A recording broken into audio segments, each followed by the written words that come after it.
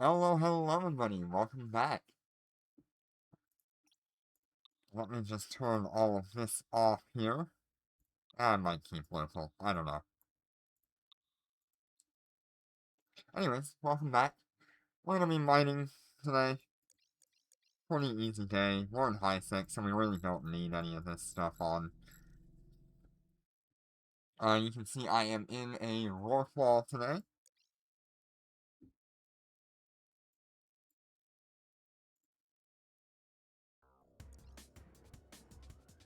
Yeah, the combat music. Always the worst part about this. Good.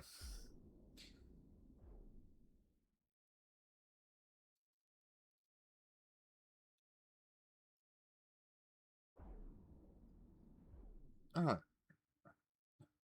Many of you already know the Rorqual, but for those who don't, it is the biggest mining ship that we have in Eve Echoes.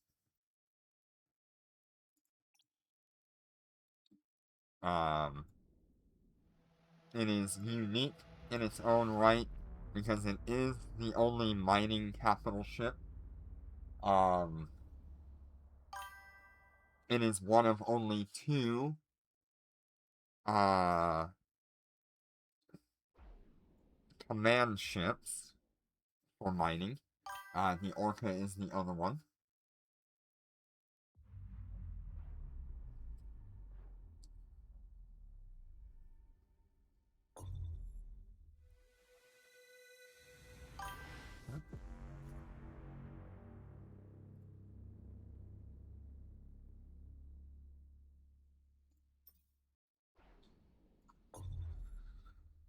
But generally, the ship is just a good bit of fun.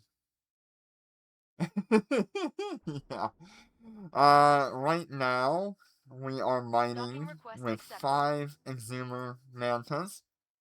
Let me actually turn on my mining implant here. Each Manta Exhumer is doing about 1,194 cubic meters every 8.7 seconds.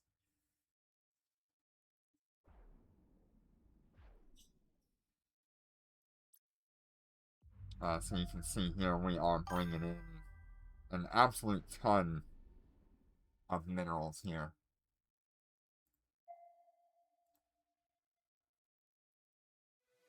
Of course, you can kind of get close with the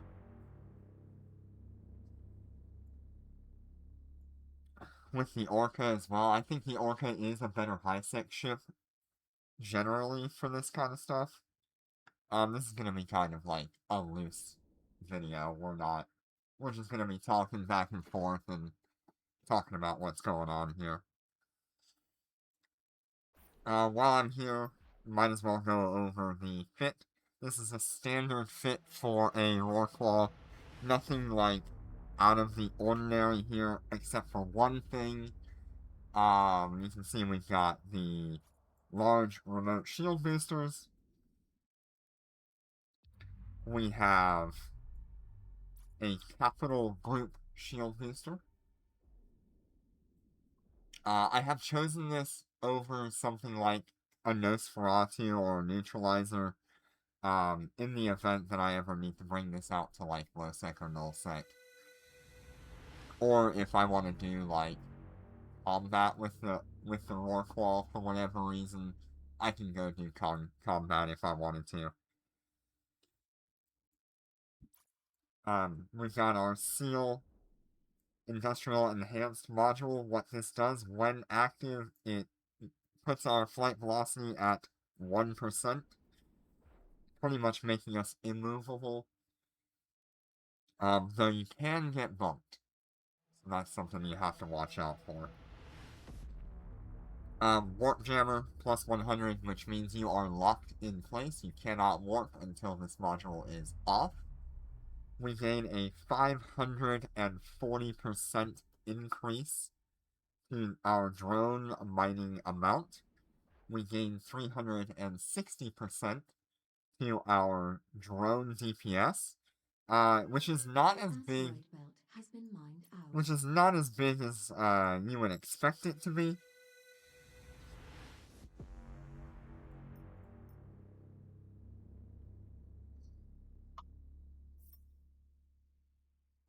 Gotta wait for this module to end here. That is one downside to flying with this ship. But yeah, so 360% drone DPS. You get 240% to the drone EHP, which is really nice to keep your drones alive in a fight.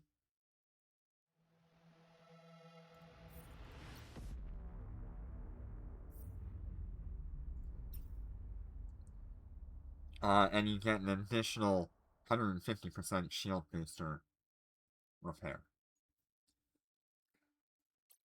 This module is what makes the Rorqual unique in its own, because it can be a solo miner, or if you go with the Sea Lion industrial module,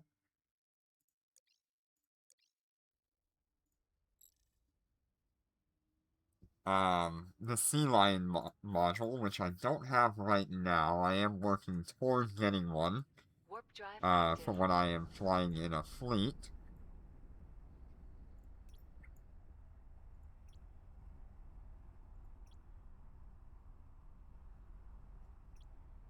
Trying to find it here. Where you at? Industrial module. There we are. Sea Lion. This is the other one that goes on the Rorqual. This will give a Mining Foreman burst strength, Mining Foreman burst range, an increase at 240% mining amount, 100% drone DPS, 100% drone EHP, and a 90% shield booster amount increase. But it also reduces that shield booster activation time by 40%, which means you can have a lot more healing in a short amount of time compared to just getting the large burst at a standard rate. I think most players will end up running the seal module because the benefits there are just generally way better.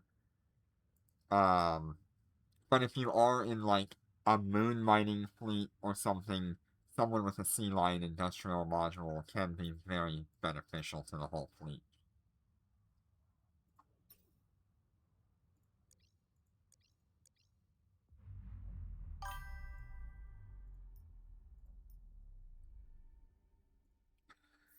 Right.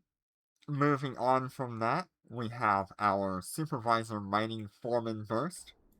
When it is active, it gives us a 15.75% drone mining amount and a 14.96 drone mining range. It will also buff others of your fleet for mining yield, mining range, or strip miner yield and strip miner range. So if you do have people that are flying like Covenant 2s or Covenants, or even something like Venture 4 or Venture Covert Ops, you can buff them.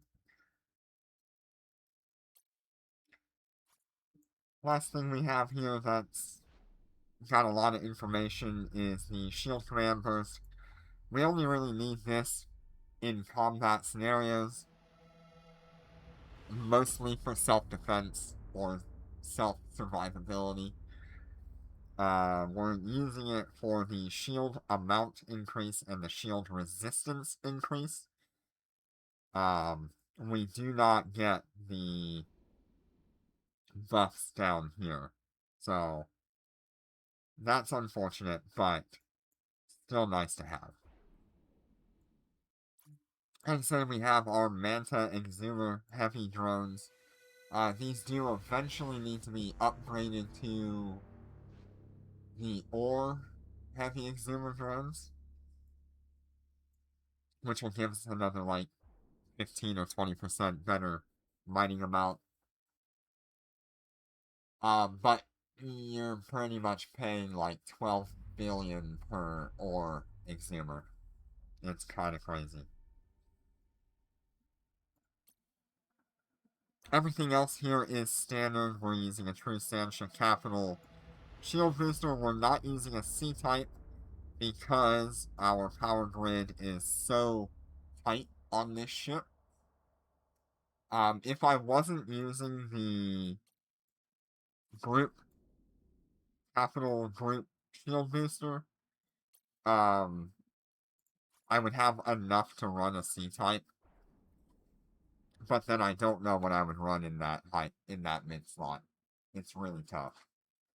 I think an idea would be to grab like an integrated auto salvager so you can pick up the debris that drops from the mining rocks. So definitely something there to think about. Same thing here, like we've got C-type adaptive, C-type reactive.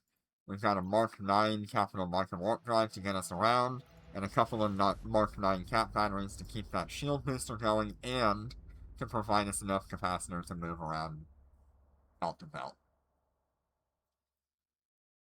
The reason I use the micro warp drive instead of the inertia stabilizers is it's gonna be pretty much the same time, and I would rather have the cap batteries to help the shield booster than I would to have inertia stabilizers that'll do nothing for me if I get caught. Luckily, we're in high sec today, so nothing to worry about for that. So you can see we tear through belts in high sec pretty quickly. That's just what it is.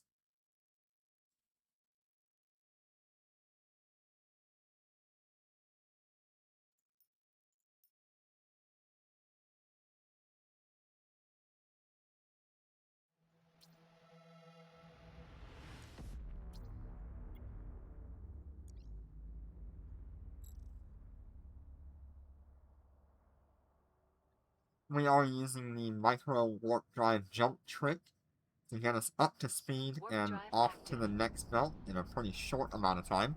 Wow, look at that flip. That is a crazy flip that ship just did.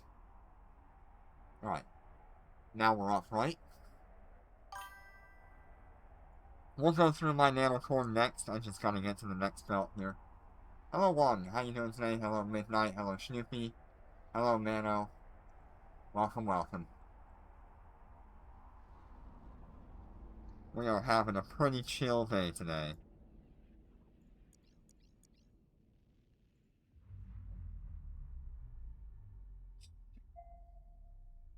While I'm still talking about the fittings, let's talk a little bit about the command module as well. Every time this module cycles, it will compress the ore, in your ore hold. So that means you will take a... Yeah, we'll probably do DR1 tomorrow, Snoopy. You will take 100 ore and turn it into 10 compressed ore, or whatever the heck they're calling it now, rich ore. Let me see what they're calling it now. Yeah, so rich ore. So 10 is what you get at the end of the compression, making a lot of room for the ship itself.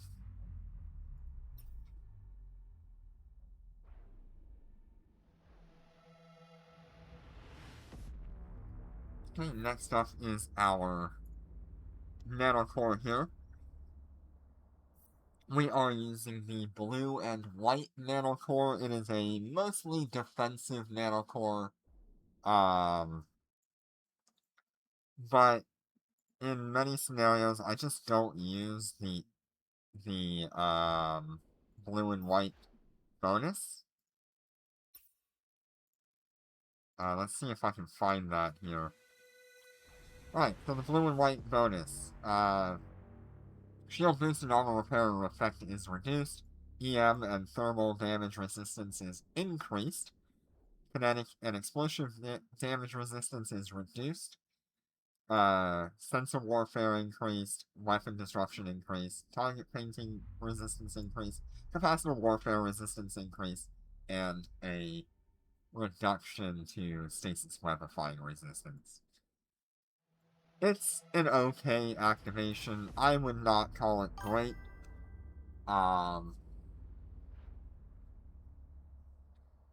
But it is what it is. I really just like this nanocore for the mining amount and the ore hold capacity, as well as some of its bonuses.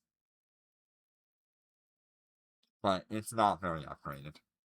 I am mining for the corporation so we can build ships for the corporation.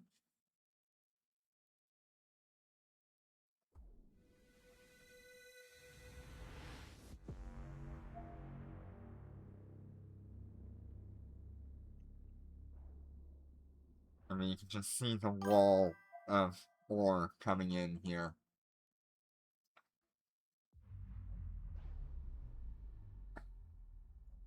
Um, 136 meters cubed per second. 1,194 every 8.78 seconds. There we go. The chat log finally caught up. Should be able to mine out the rest of this.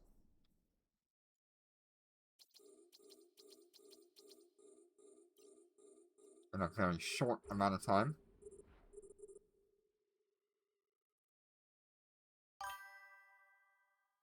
Yeah, I am missing a lot of skills. I'm also only at mining implant level 31. I don't need level 45 for anything there.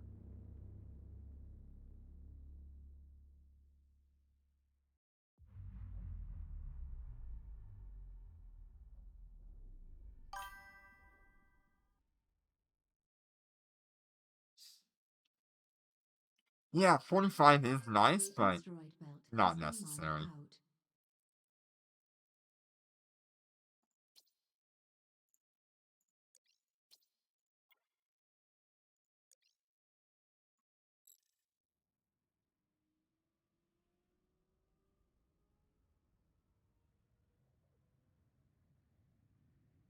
Warp drive active.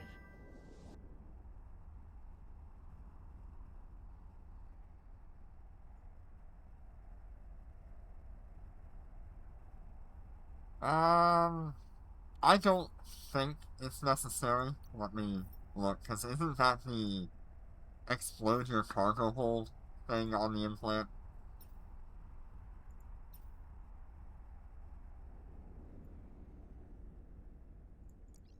At level 45.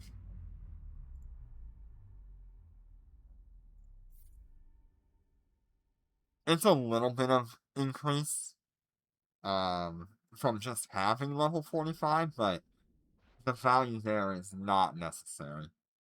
I think level 30 is necessary, but anything after that is like, not really needed.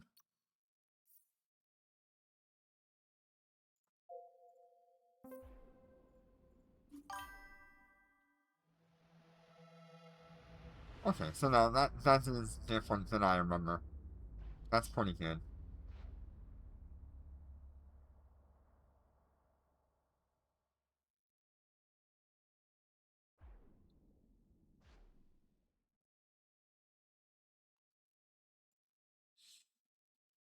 Yeah, that's a lot better than I remember. Because I feel like it used to be that, cargo explosion thing, which is this.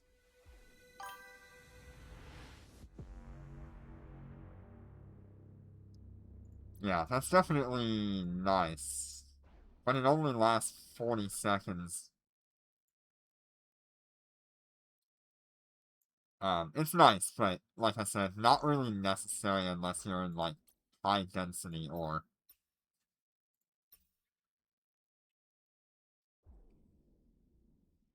like a moon belt. It would be really, really good in a moon belt.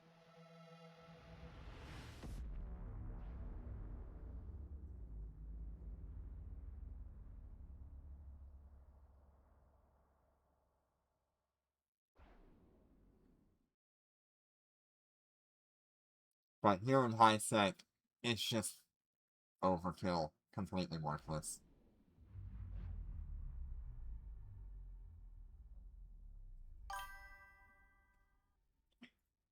We are pretty much running at the the basic skills for the Rorqual.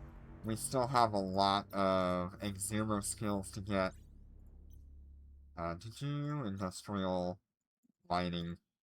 You can see my Exumer skills are only like 400 or 300, so lots to go there. A lot of increase to get. Yeah. Yeah, moonbelts take hours. It usually takes about 4 hours for us to mine a moonbelt. It's like 2.5 to 4 hours, depending on how many people there are.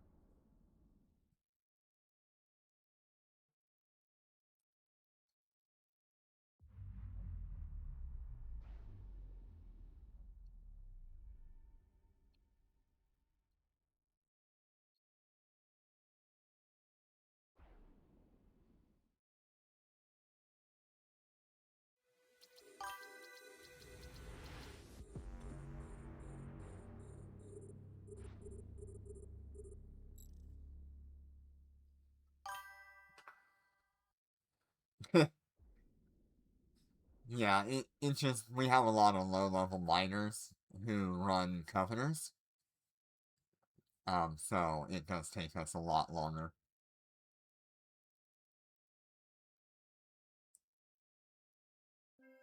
The asteroid belt has been mined out.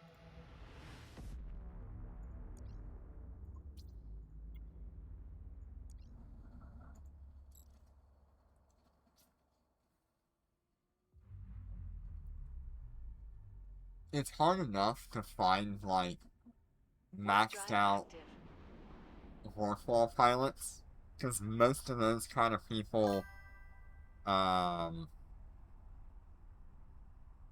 not available at the time that we are. Yeah, we usually have a hauler for that. We don't let the governors go back and forth. They stay on grid. Trust me, we're a lot smarter than we look. We know what we're doing. We're just not very skilled with actual skill points.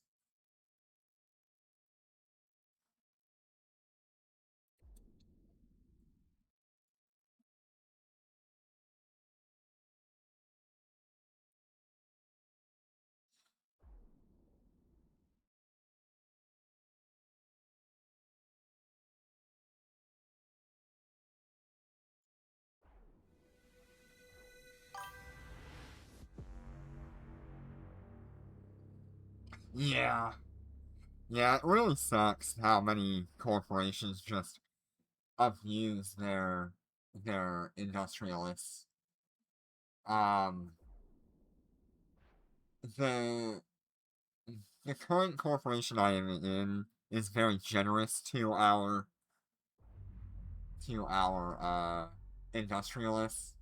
We provide ships for them, we provide fits and modules, we'll provide rental things for them to use. Um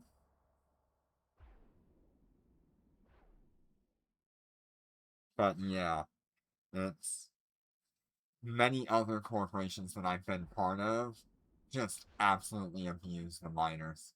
They don't want to buy the ore back, they only provide half price on the ore. Like, some of those corporations are really rough. Yeah.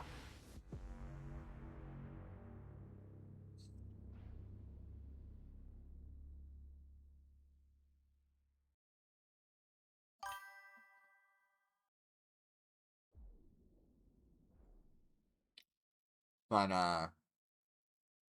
our current the current corp that I'm part of is very generous. We provide good buybacks, we set up events for our miners, we set goals for them, we provide ships, we provide a whole bunch of different stuff. Um, Of course, there are limitations to that. Uh, like we do require a certain amount of days in court to get those benefits, but ah,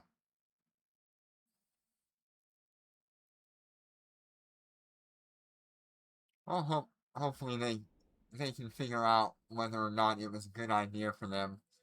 Um, Generally speaking, The if asteroid belt has been mined out. if a corp does not fit under sus, it is not long before they decide that they don't want to be here. And that is for sus to decide, not for me to find out.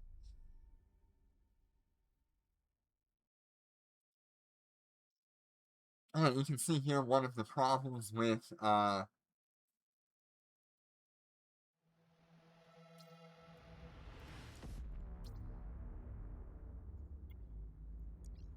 mining in high sec in general.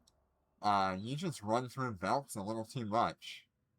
You have an easier time with an orca, but man, a Rorqual just tears through high sec belts.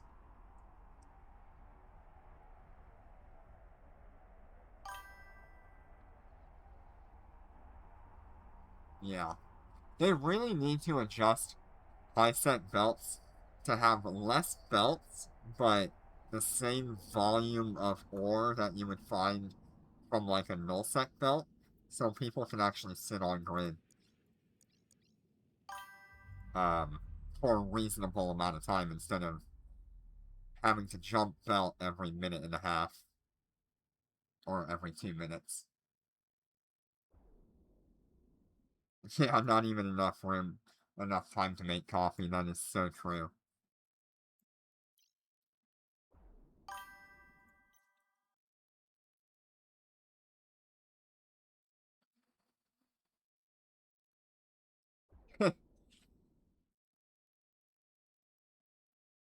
Yeah, I think there's a little bit of variation there because we have had moon belts with like 250 moon rocks before, but it's not very often. Most of the time they're around 220, 225.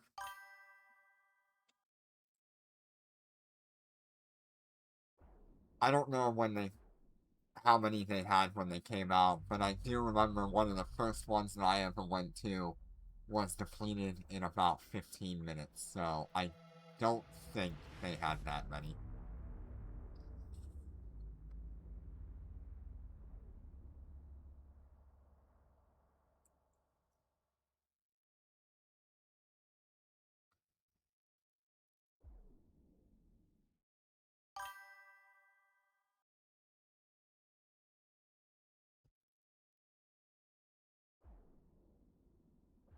Yeah, that's a pretty standard amount to get from that. And especially early on in moon mining when that material was worth like a crazy amount of money per ore. That was very easy to accomplish back then. Nowadays we don't have nearly as much value out of a moon belt, but that's because that stuff has been on the market for a while, and every time one gets done and gets sold to Gina, it lowers the price.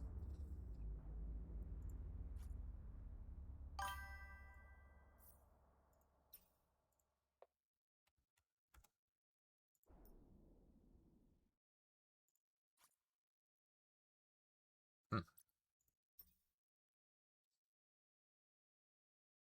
It is really good PI and fuel. It's also really good for just industry in general. I should have shut this down. Oh well. The asteroid belt has been mined out.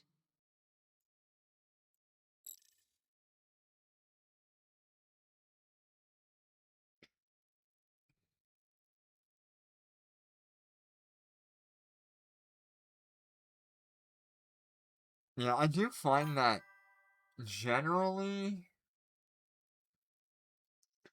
it is better just to keep your material if you can build ships and modules and stuff. Because you'll get way better value out of those, especially if you're selling to like corporation or alliance. There we go. We got some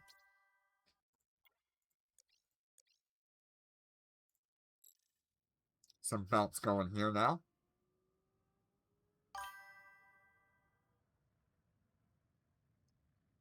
Hello, Junior. Welcome. Hello, GM Battletech. Nice. Yeah, I mean, that's the best way to do it, is work as a corporation, work as friends. You mine, he builds, you both profit.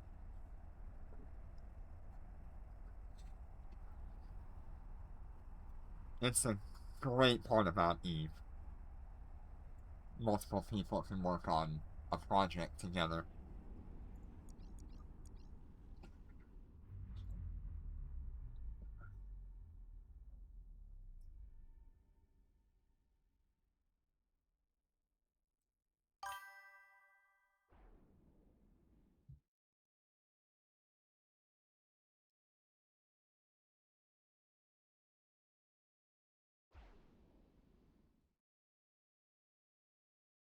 No, it is not.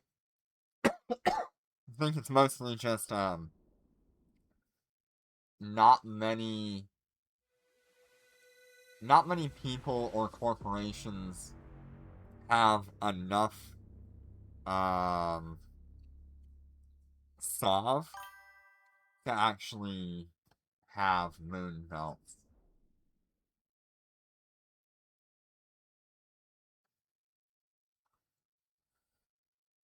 I think many corporations are just one SOV system, and so they only have the one moon belt that they can do every so often. It's like you can do it twice a week or something like that. I'm not sure the exact number. We were trying to get that going for us. Yeah.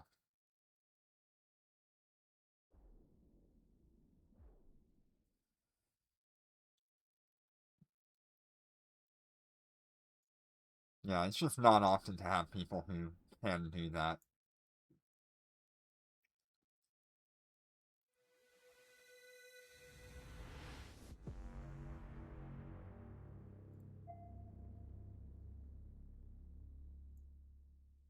Well-established players like you and me, Legendary, we could probably afford it relatively easily.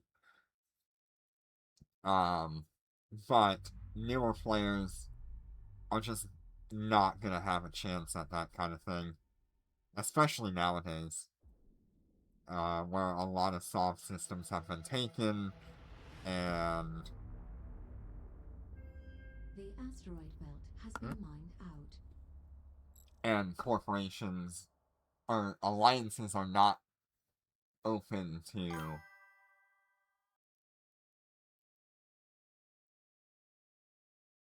alliances are not very open to taking in like corporations that are alts, if they're not going to provide some kind of benefit to that alliance.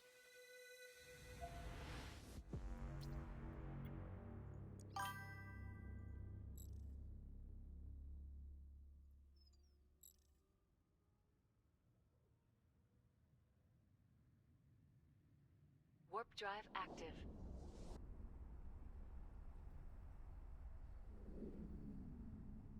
Yeah, yeah, so true. The bigger you are, the bigger you're expensive. There's there's definitely levels of poverty there. We joke a lot about it, but when you own a super carrier, you stop being standard poor and you become super poor, where you can buy anything you want with a little bit of work compared to anybody else. But you're always going to be spending that as soon as you have it. and you're just poor all the time because of it.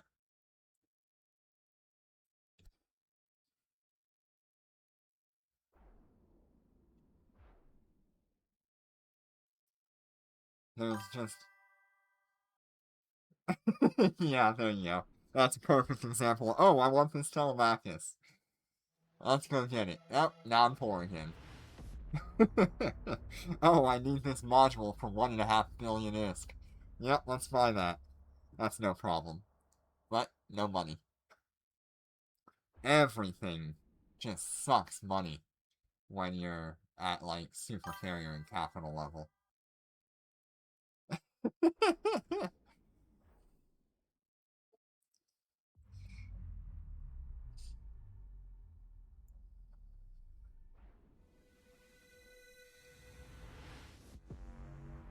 But as long as you enjoy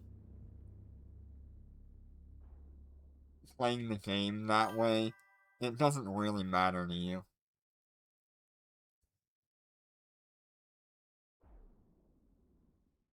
Nice, one module and one ring? That's awesome.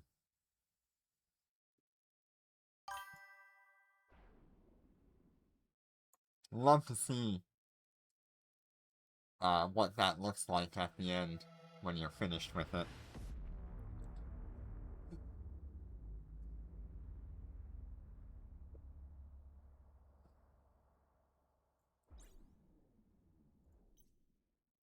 Oh, I have one more roll to do. It was worthless anyway.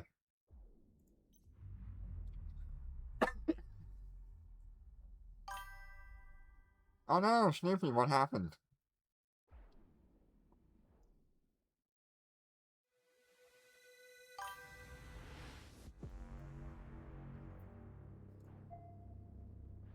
Let's see, what am I consuming here? Oh, that's cheap. 1,296 fuel every 32 seconds? That's cheap.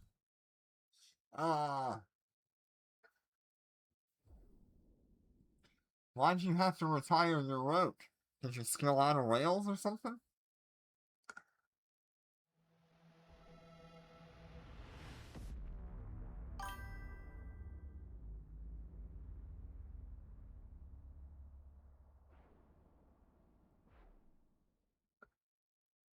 Ah, okay. I see. There we go. We finally got the system to where it's spawning bigger belts by clearing out the older belts that were here. So all of these fresh belts are gonna last us just a little bit longer, not a whole lot though.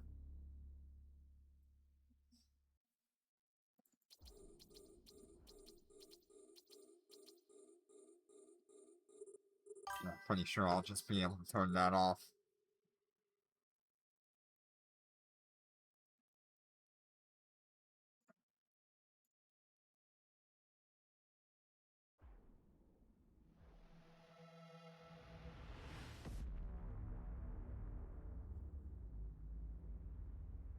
I love battleships. They're fun.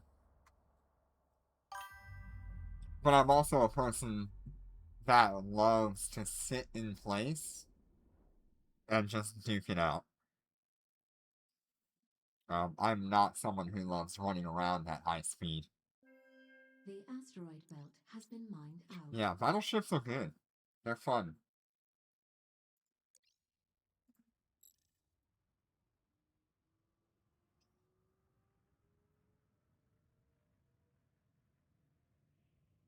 You just gotta find the right one for you.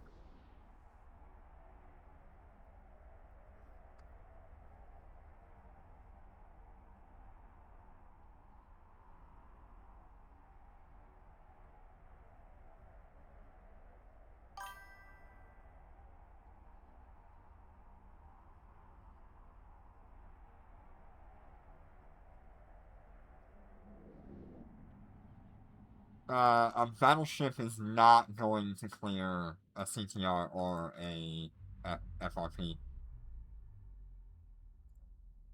No, no. That's not gonna happen. Not unless you have, like, a fleet of battleships.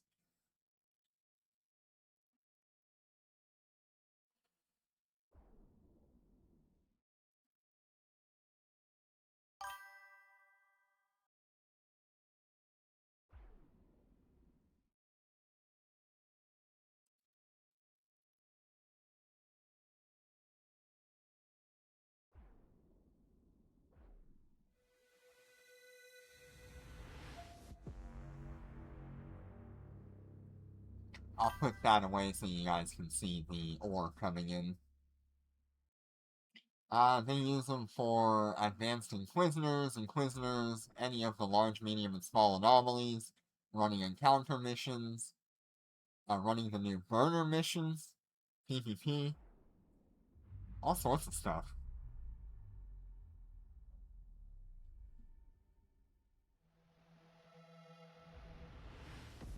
They can dock at a boss.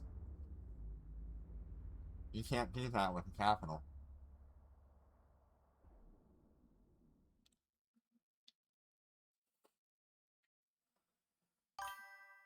The decorations for you, maybe.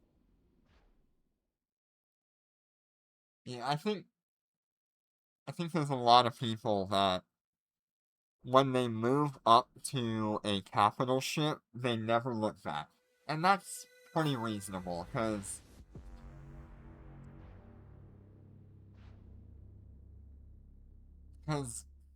capital ships will generally all outperform a battleship like 90% of the time. The only time where that's iffy is in high sec. Right now, the game is completely centered around bigger is better. He went from an Astero to a Cyan, oh god. That's a mess. Yeah, you missed a whole half the game right there. I'm actually just recently going and getting another character reskilled into frigates, destroyers, and cruisers, because I pretty much ran through those in the first 4 or 5 months in the game, and I never really spent a whole lot of time with them. But recently I've been spending time with battle cruisers, with destroyers, so I really want to get back into learning about those ships and their capabilities again, since it has been literal years since I've really looked at them outside of just looking at update patch notes and statistics generally.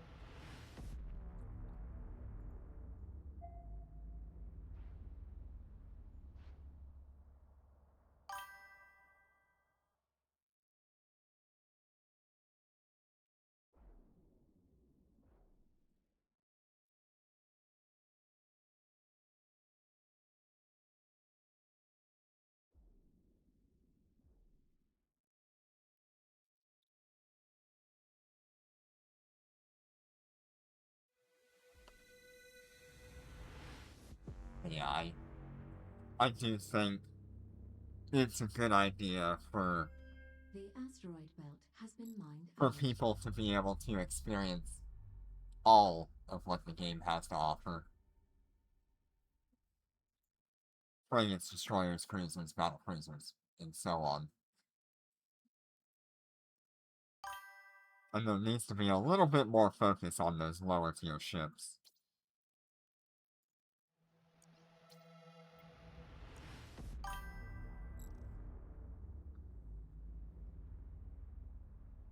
Yep, the SP.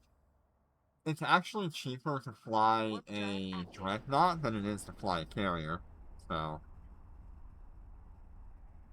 at least skill point wise, it's cheaper, but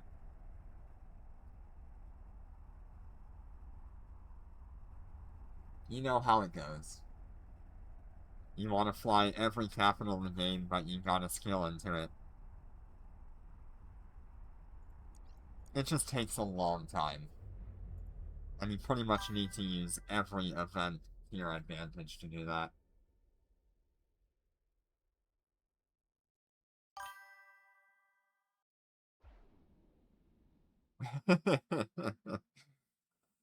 You know, I did just recently pick up an assault carrier as well.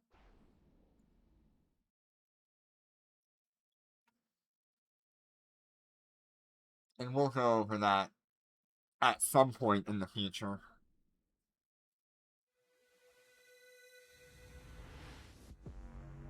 But I did pick up a assault carrier.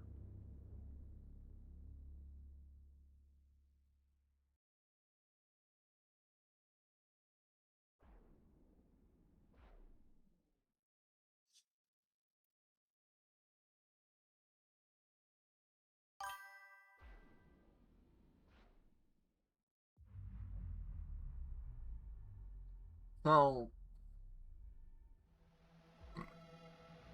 I don't remember if you were flying a tactical super or a normal super legendary. I just don't have it off the top of my head right now. But if you're in a standard super, you can pretty much fly a normal carrier, no problem. They all use the same skills. And if you're in a tactical carrier, you can fly an assault carrier because they all share the same skills anyway.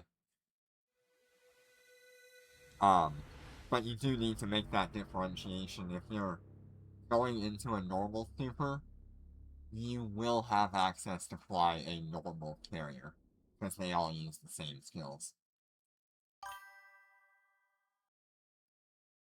Tactical super carrier is things like the Rahab, the Hades, the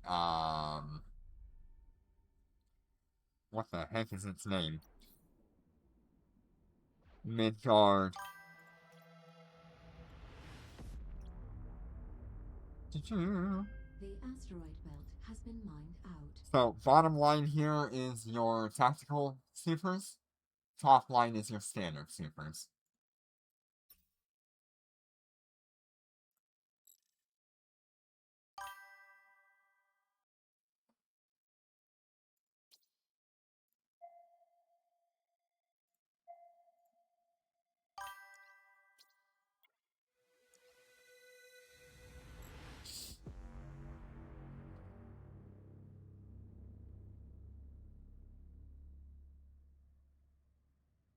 Warp Nice. drive active.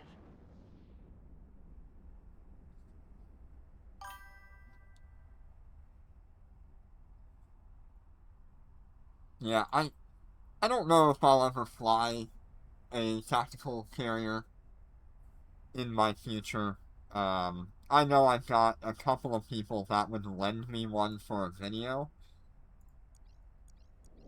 but I would really only be able to show it off in Dormant Realm, and that's just not doing it a great service compared to the standard super.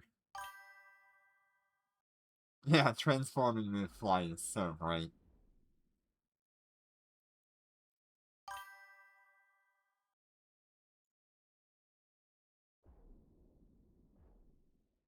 I tell you what, I really do like the blue and white nanocore for the Rorqual. And I don't have a very good way of showing it off, but there's all these little designs and things all over the place on this thing. It's just very nice. The blue lighting for the cooling is also really cool.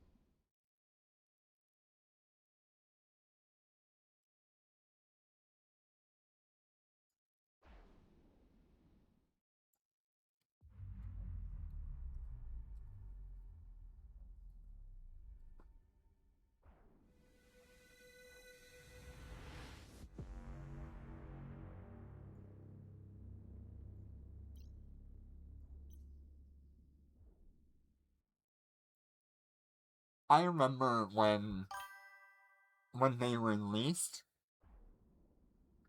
the Orca, the Rorqual was still limited to nullsec and lowsec. So my initial thoughts were, let's just get an Orca and make it the most crazy thing in the world that I could own at the time. I ended up paying like 10 billion for the second Orca ever sold in Gina. We've been through this story a few times. But I really did think that was gonna be the biggest industrial ship that I could fly in Highset.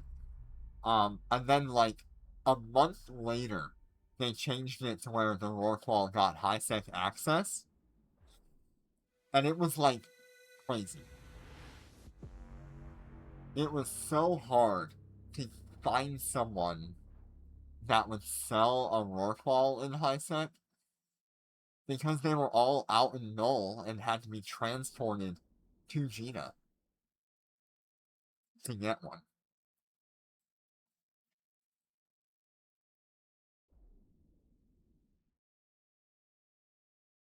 At the time that happened, the Rorqual was worth 70 billion ISK.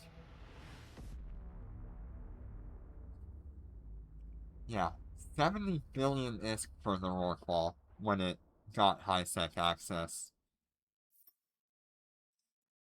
Nowadays, the ship isn't worth nearly as much, but the modules are still pretty expensive. See here. Ship's currently at 51 billion. Which is not bad for Rorqual. I think that is a reasonable price, considering how expensive it was. But modules like the Seal module and the Sea Lion module, I mean, 53 billion, not bad, not bad at all. That's better than it's been. When the Seal module came down to high sec with the Rorqual, it was about 140 billion, but quickly dropped to about 73, 75. And now it's down to 53.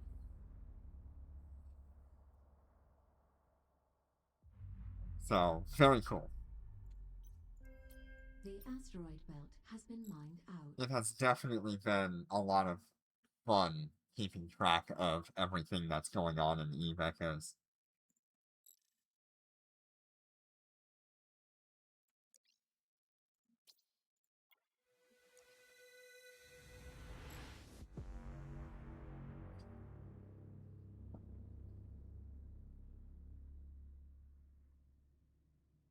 Warp drive active. Yeah, I really wanted to build a Rorqual, and I had started doing some of the math, and it just was not feasible for me at the time.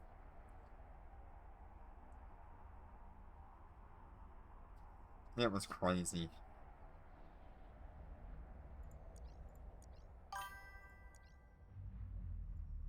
I mean, to be fair, right now I am only, what is it, 5% of the way through building a Titan. So, there's a lot of work to be done. And that's based off of the materials from EVE Online. We're gonna have a different volume of materials for EVE Echoes, but I'm about 5% of the way through.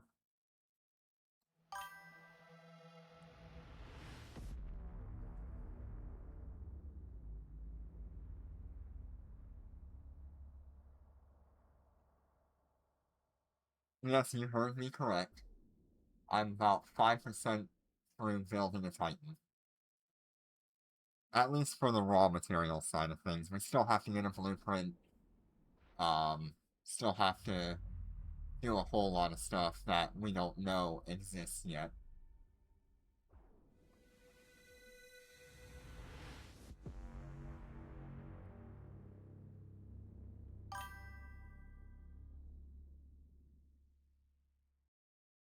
Yeah, what I'm hoping is that they're gonna treat what I hope, and this is a hope, not actual fact.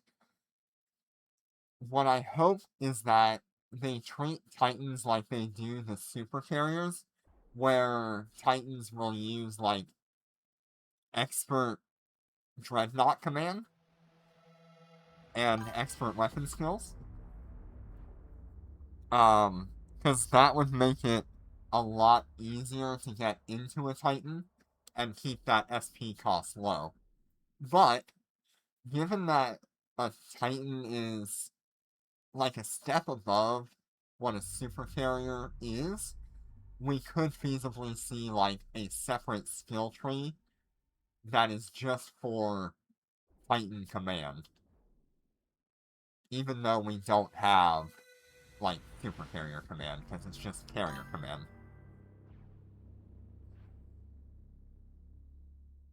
There is a lot of thought on that, but realistically, I think I actually have a screenshot from EVE Online of what their Titan has. I wonder if I can find it. I can just pull up a different way.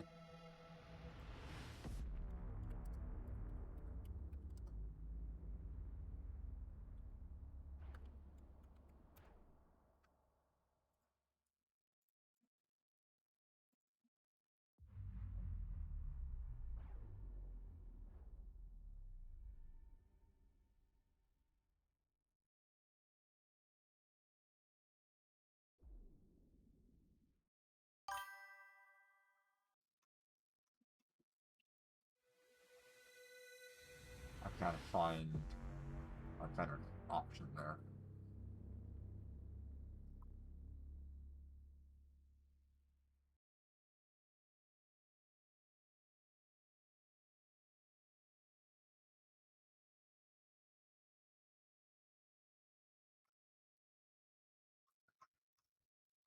Yeah, I don't have it.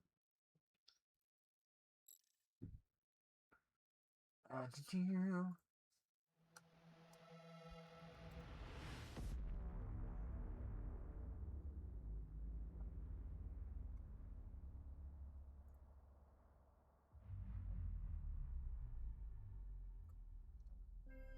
The asteroid belt has been mined out.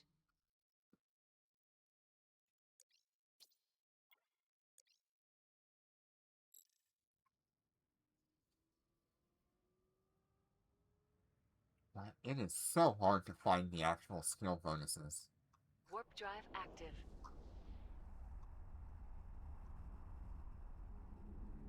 Without loading up the actual game.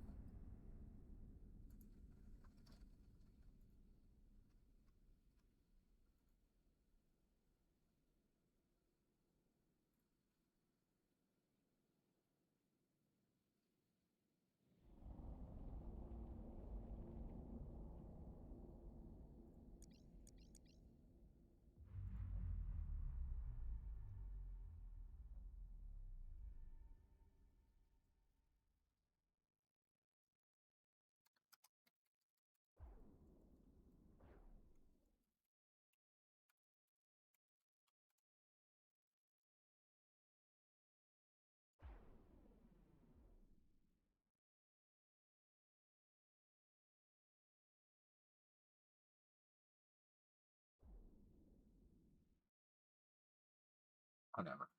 That's gonna take too long. There's sometimes a little bit of a twist with Eve Echoes. I hope the Doomsday is actually good on a Titan in Eve Echoes. But they are pretty heavy anti-capital combat.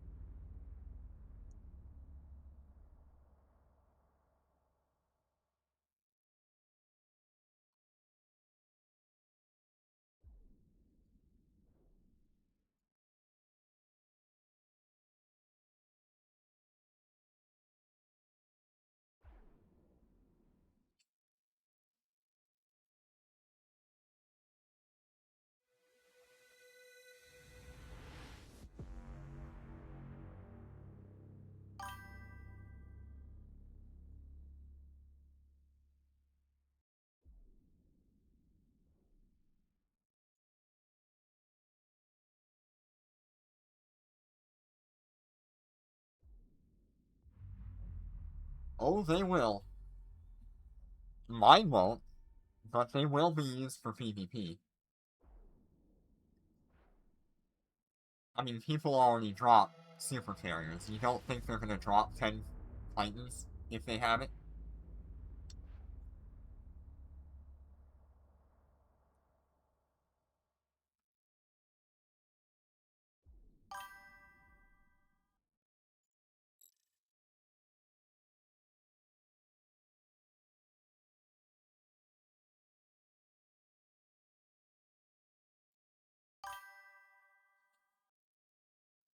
Yeah, that's at the maximum IP replacement in space.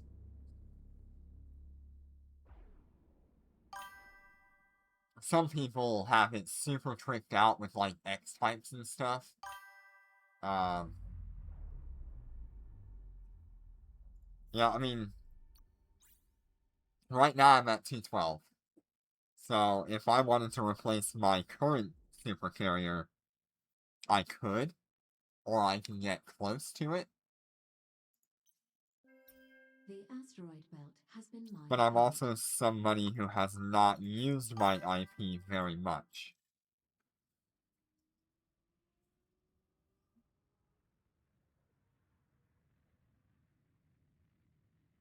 Warp drive active.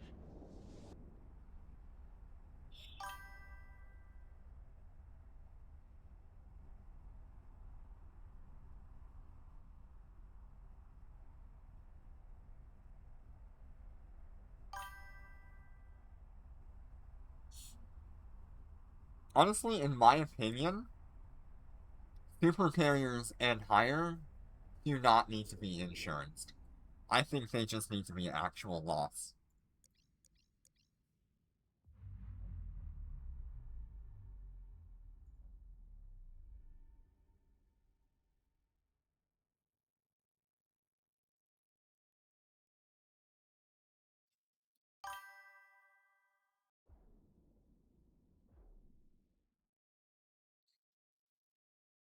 Yeah, go back to the old days where when you lost a ship, you could not replace it. I think that's the only way forward for this game. Because we can still have, like, a ISK replacement or something, but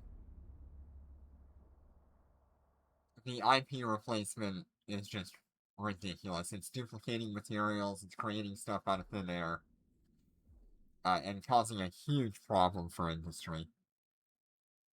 It's also creating the problem that people are just going to yeet into whatever they want to because of that IP replacement. And to curb that, there needs to be some level of reduction to that replacement. Whether it be complete loss, and you only get ISK as payment in return, or just loss in general. Because IP is not really loss. But yeah, something needs to happen with that to even just slow the amount of people that are willing to yeet their supers into literally any fight they have. Yeah, I think EVE Online has a pretty okay insurance system. I don't really have a problem with it.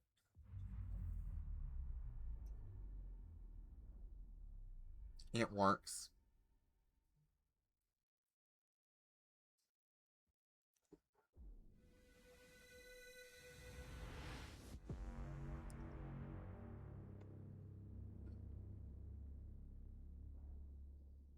And maybe I just have, like, an extreme view.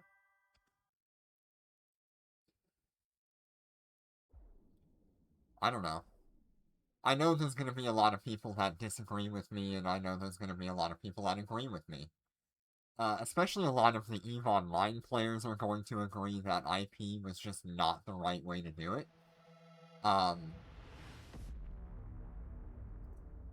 But, on the other hand, I'm glad we have insurance in general for ship replacement, because when we did not have any insurance, a lot of people left the game because of that loss.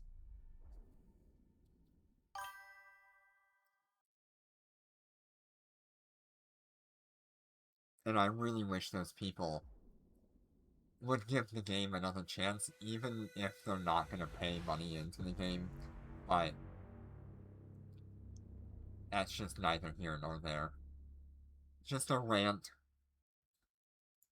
My personal thoughts do not have any effect on the actual game. And that's why I try to be positive, like, about so many things. There's enough players that are doing content of Eve Echoes that are just negative all the time. So being able to just enjoy the game, show people how to enjoy the game, is so much better for me.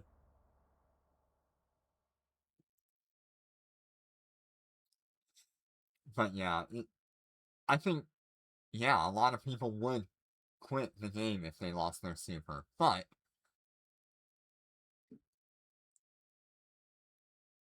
they should be careful flying their super anyway.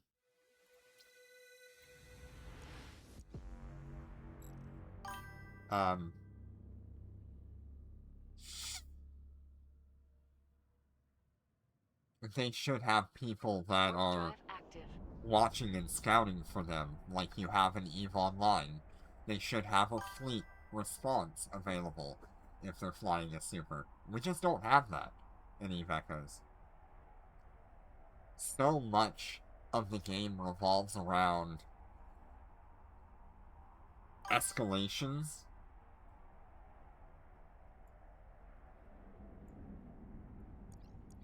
of power, I guess you could call it.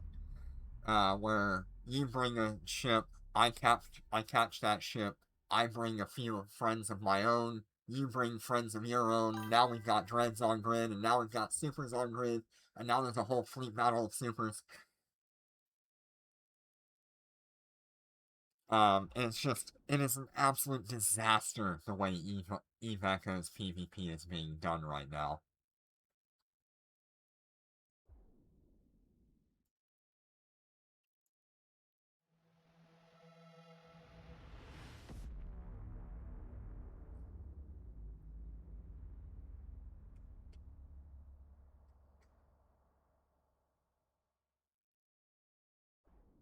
And it all does stem from just being able to replace your ship if you die.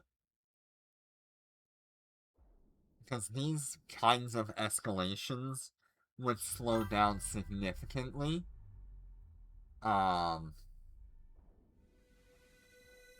If actual loss was a thing. I don't know why I'm talking about this. I'm just talking about it because I like talking about it.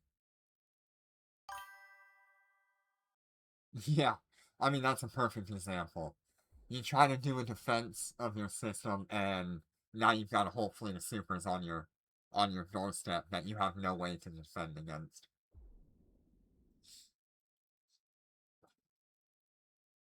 It is rough. And Titans are only going to make that situation worse in general. But the one thing about Titans that EVE Online has, and I don't know if it'll be a thing for EVE Echoes, but Titans cannot use Stargates. They have to be siloed around. So, The asteroid belt has been mined I guess out. we're going to sit here another 32 seconds. Oh, they're adding Titans.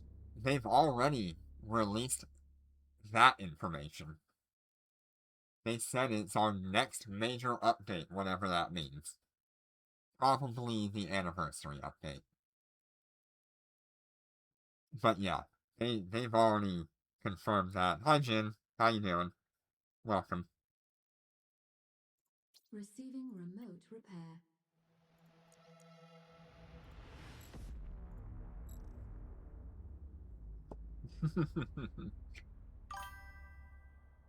Yeah, it's funny, we got Warp we drive got Titans. We're gonna get Titans before we get faction battle cruisers and faction destroyers. That's hilarious.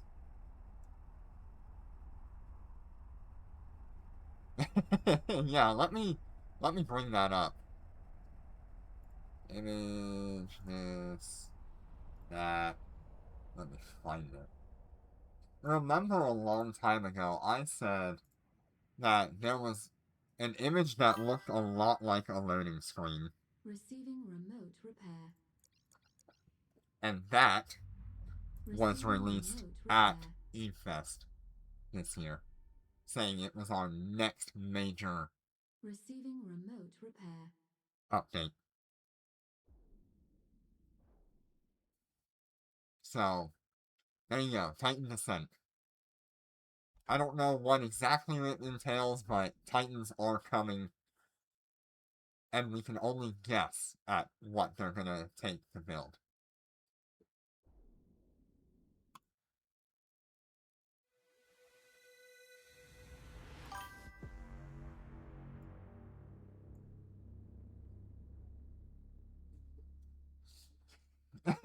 Yeah, you're very correct there. It does seem like they are pretty much ready to release, as far as I can tell from what information we have available to the public. Honestly, I would not doubt that the first thing they do is release like an anomaly or a null-sent rat that spawns a titan on like a mining belt. And we have to kill that to get some of the materials we need. I have no doubt about that.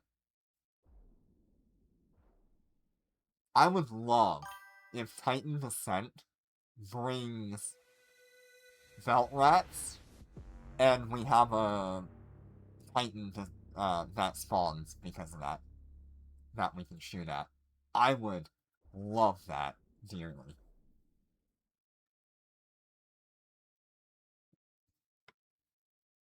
Can you imagine a bunch of Rorquals being on grid and all of a sudden, like, a Minmatar Titan spawns on the belt? The amount of panic that would cause would be incredible.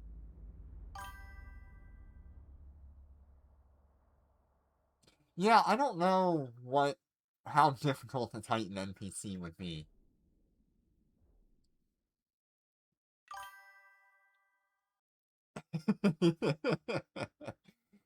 But that's what they do in EVE Online, is those Titan NPCs will spawn on belts. And there's also a special anomaly that they spawn inside as well. But yeah, I would love to see that. Even just general belt rats, actual combat rats in belts would be incredible to have.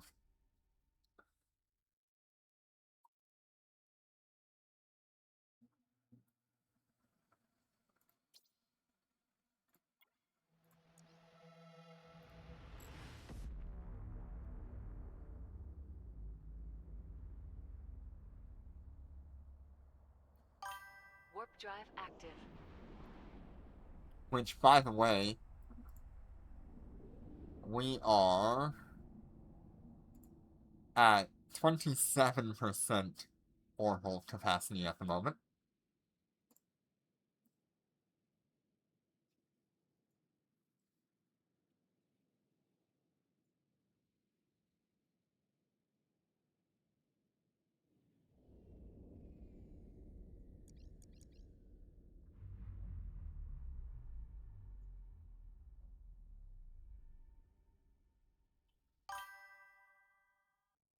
Yeah. Yeah, last time I had a Rorqual, it took about 4 hours. 4 to 6 hours to fill the ore hold, so not bad at all. Being that we're at 29%, and we've only been going for about an hour and 15 minutes, it's going to take about 3.5 to 4 hours. Yeah, it's not much. I mean, you're looking at 34 million right now. So it's not even like 100 million or something, or 150 million in the high sec.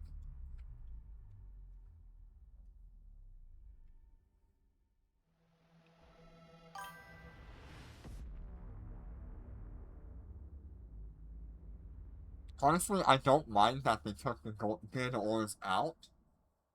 I hate that they removed Rex from high sec stuff.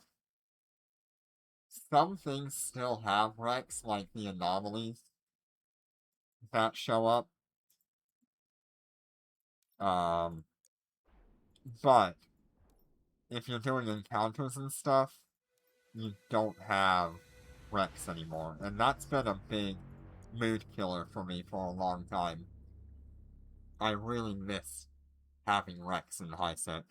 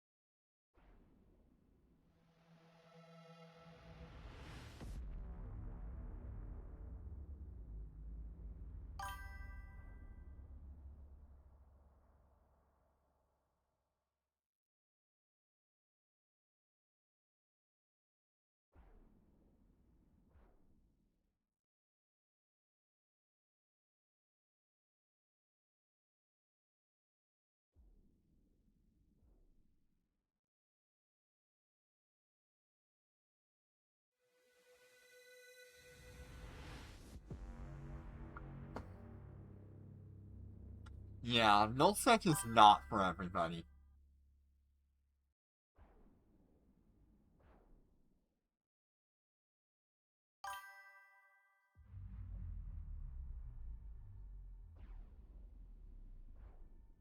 Yeah, T9 and lower still have them, yes. You are correct there.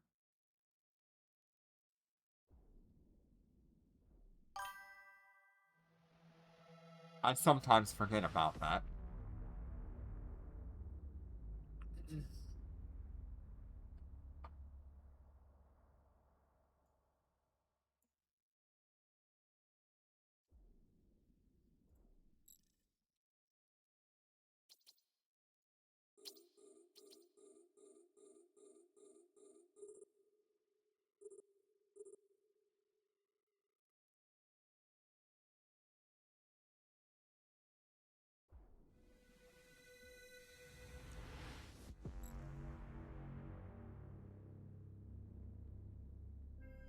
The asteroid belt has been mined out.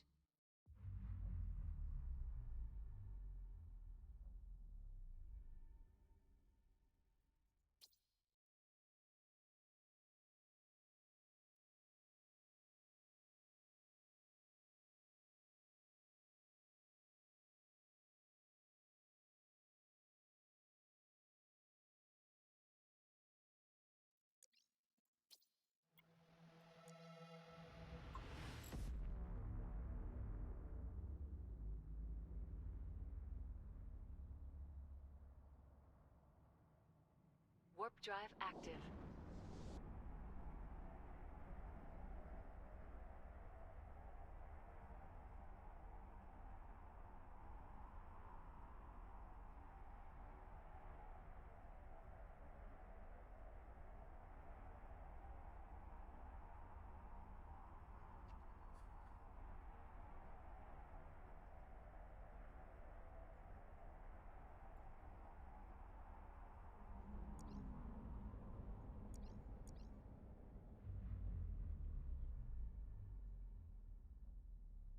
I do really appreciate watching their Rorqual transform into its upright form.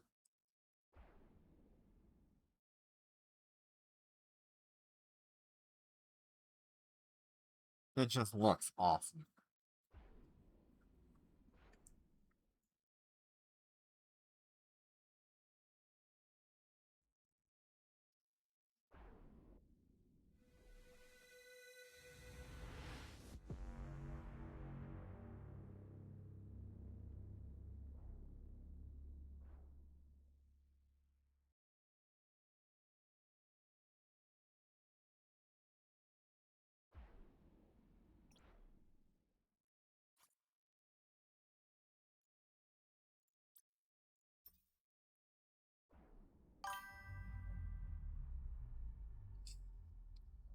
The Nog is a pretty good one, too.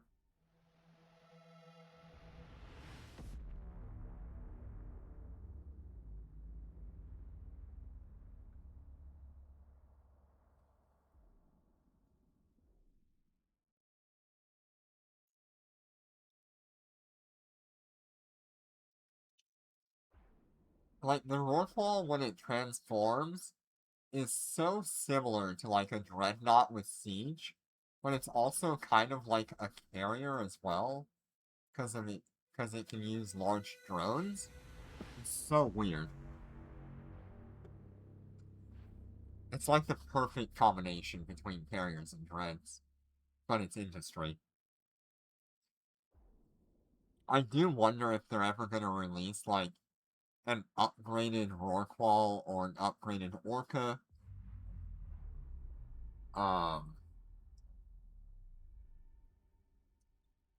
Maybe have, like, the rest of the ore ships where it's like, well, it's not ore, is it? Anyway, but you could have, like, a Rorqual combat or a Rorqual hauling or something like that. And that would be your upgrades. Wow, that was quick. I feel like I just got here.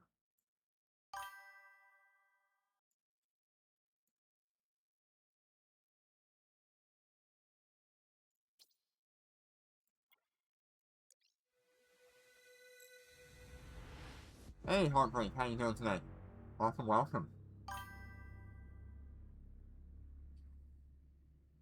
Warp drive active.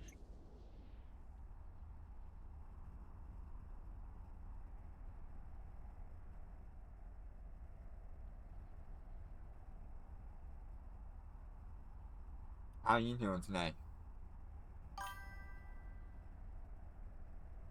Well, technically, Snoopy, the Wong Yu is also a Logi ship. It just doesn't get bonuses to Logi drones, but it does get bonuses to remote reps.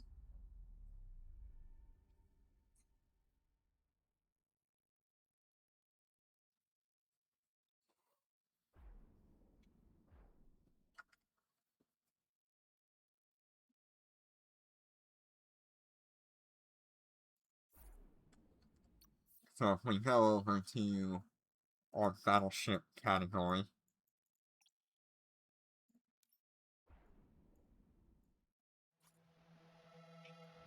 and you'll see here, remote shield boost amount, 20% per level.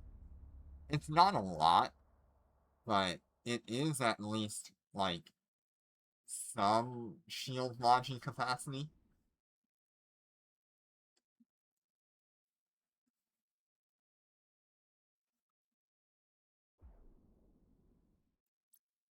Otherwise, you're just stuck with, Antelos and Nestor, which are armor logis.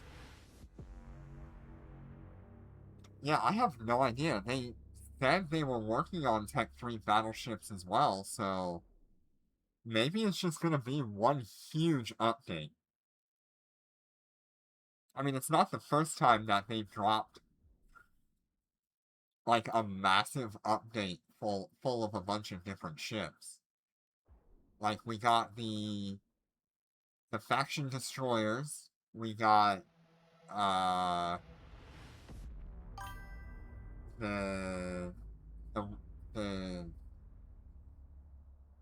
the Youngdrum ships, pretty much all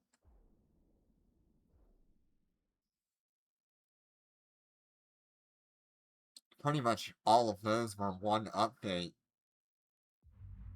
So theoretically, we could see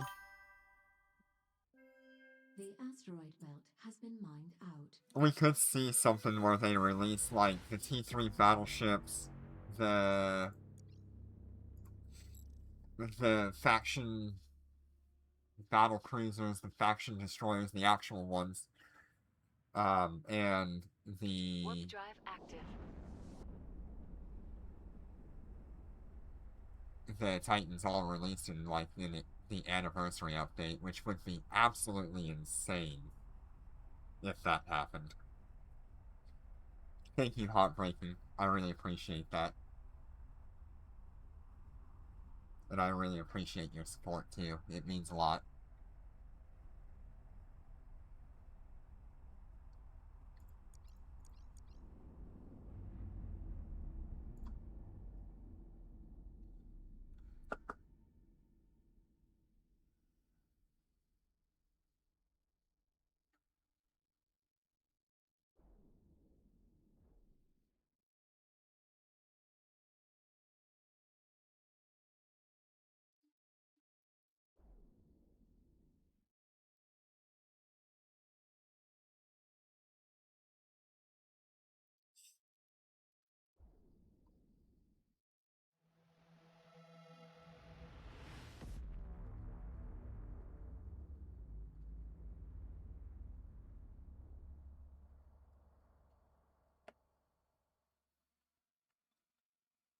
Yeah, there's a lot that they have talked about that they are working on.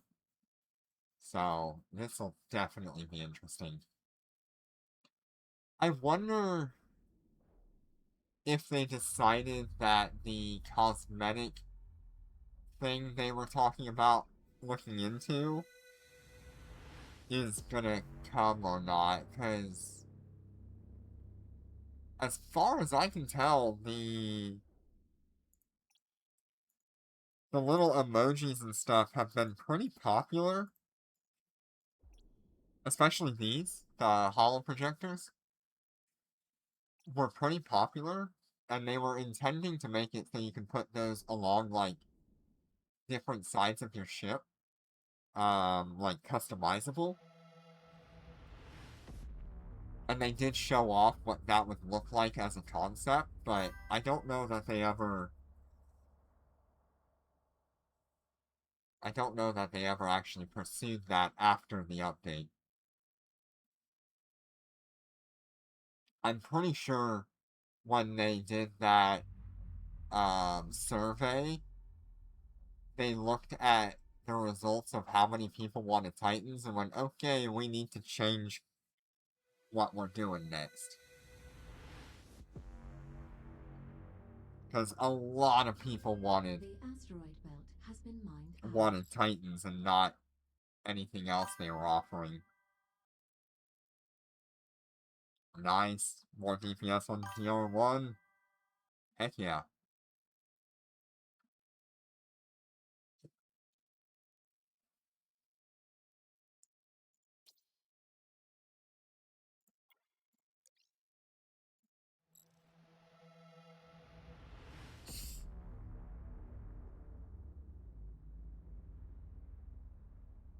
Warp drive active.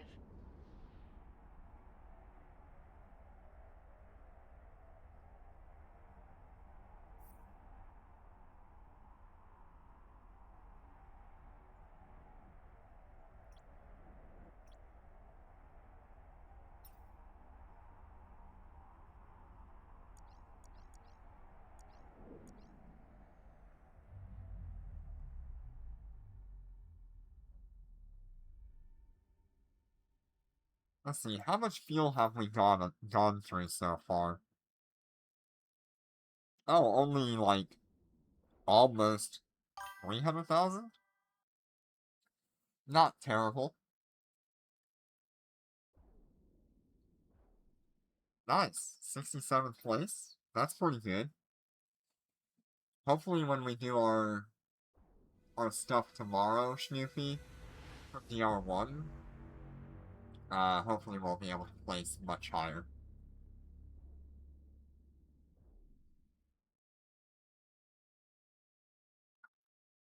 If you are available for that.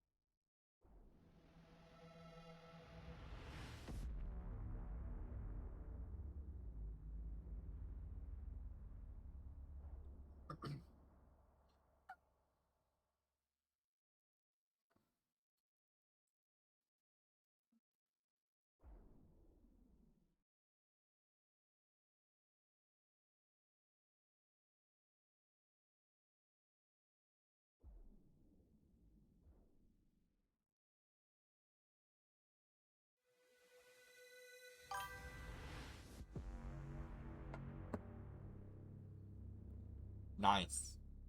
Yeah, that's where I started Heartbreaking. I pretty much, me and my one friend have started a corp way back when the game started. And then only within the last few years or so, I've joined like nullsec corps and stuff like that. And now I'm in a corp with a whole bunch of people. But I pretty much still do the same thing that I've been doing the whole time, which is PvE and industry. I do a lot less industry nowadays since PvE makes me a lot more ISK.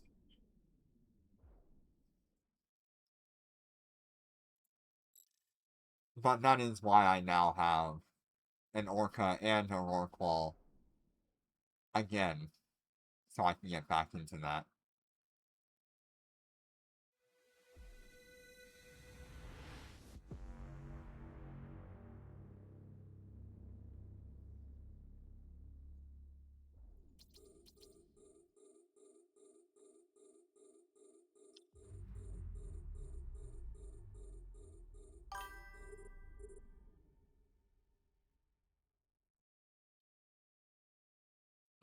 That's awesome. That's the best way to start. Just two people hanging out, having fun. One of the most fond memories I have is with my friend in that corporation we started. Has been mined out. We decided we were going to build a carrier in using only high-sec available methods. And so we spent like the better part of a year. Yeah, we spent about the better part of a year Warp drive active. gathering the materials, gathering the ISK, building all of the components, and we get all the way to the end of it, only to find out that you can only actually build that carrier, in a nullsec citadel. So we built absolutely every part of it in HiSec, except for the actual assembly, which we had to join a nullsec corp to utilize. But it was a good experience overall. We had a lot of fun just figuring out like the best ways to handle different situations, like making ISK, getting materials, working around the Gita market to see if we can get deals here and there. But it was just that last part that stopped us from doing the whole project in HiSec. And I honestly wish I would have thought about it, but I wonder if we could have assembled it in, like, a low-sec station.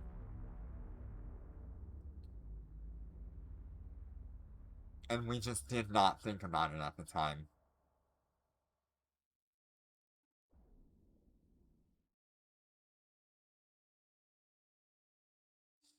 Or if we tried it. I just don't remember if we tried it or not.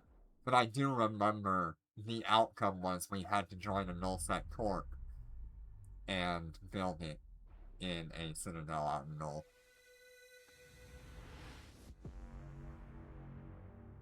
I think after all was said and done, we barely broke even.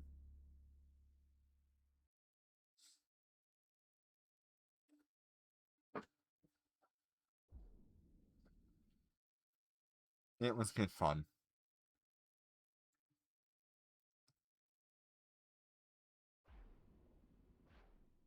And it was just me and my friend. One of us would make ISK while the other one was mining. Of course, I was the industry guy, so mining was my preferred option while he did PvE to make the ISK.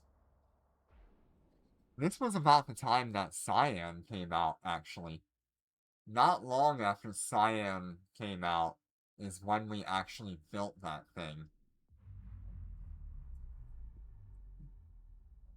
Because I remember having to get the Cyan and run HiSec Labs in Clortler to make some ISK for our last little, like, 15 or so modules that we needed to build.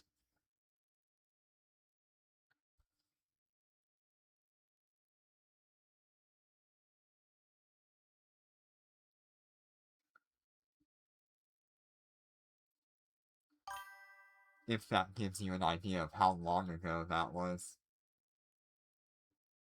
Nice. Yeah, Telemachus is a great ship. It is so good.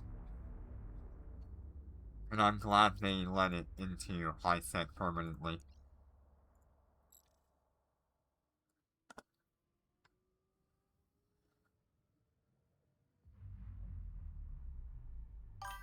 Warp drive active.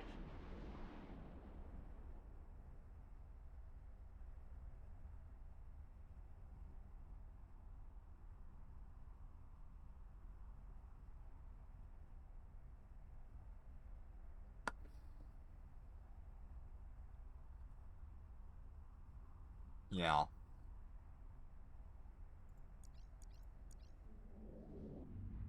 It's definitely the most fun carrier that I've flown so far. Even though I love my Wyvern dearly, it's not necessarily a fun ship to fly. It's mostly just an AFK boat that I like looking at.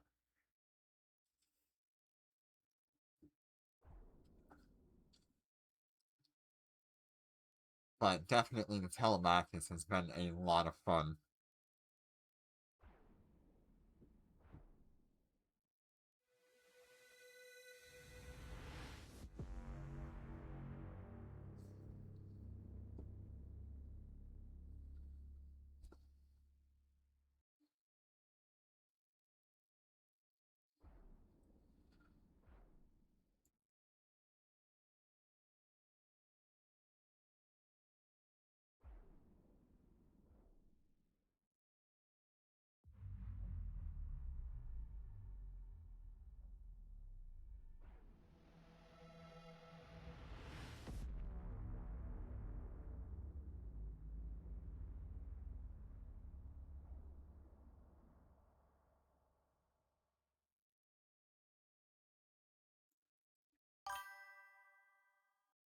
Yeah, I think Lucent Moon is actually the best high-sec ship, especially considering the cost of it versus Telemachus. Um, I really do think the Lucent Moon being so flexible. Hello, random dominance.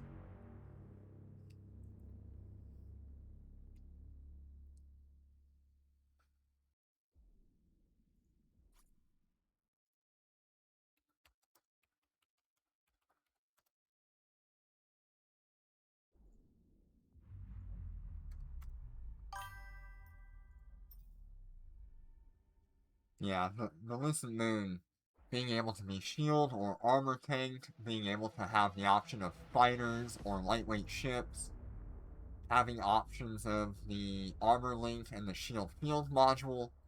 It is such a good ship.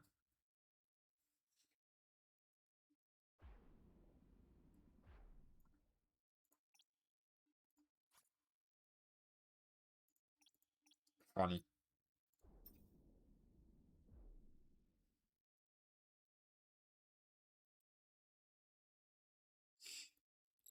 And now that the cost of it is fairly reasonable compared to the Telemachus, it's even better of an option. The asteroid belt has been mined out.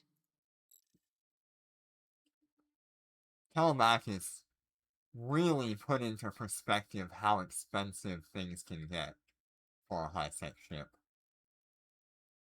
Because previously, the Lucent Moon was the most expensive high-tech ship you could fly, but it was also the best one you could fly, so there was no questioning its price versus its performance.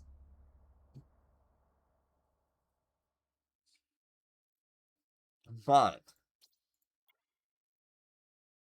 now with the Telemachus, you have the Telemachus being ultra expensive, and you only have the option of running armor with lightweight ships. And while it is incredibly good, you can kind of do the same thing with the Lucent Moon,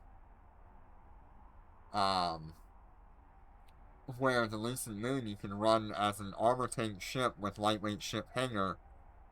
You're just not gonna have the 20% DPS increase that you would from the Telemachus.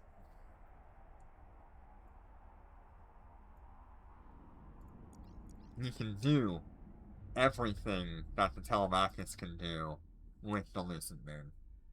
Perfectly fine.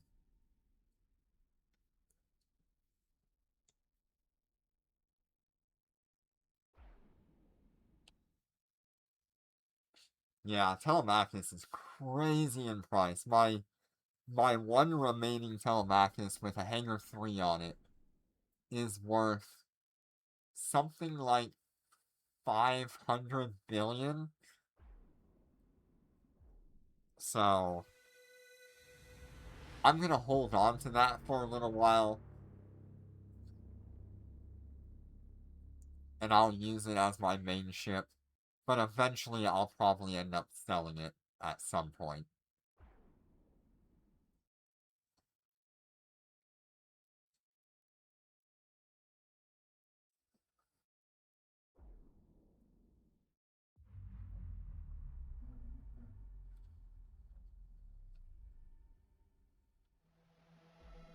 Now, if a high-sec dreadnought comes to the game, whether it be like a dreadnought trader, or some sort of Concord dreadnought, or Young Jung dreadnought, um, I would absolutely skill out of assault carriers and go into that high-sec dreadnought. It would be so good.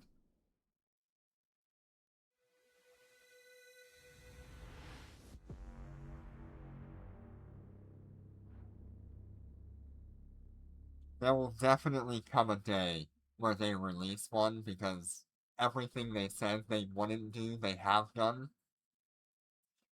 Um, so it's just a matter of time whether or not they want to admit that they'll sell one.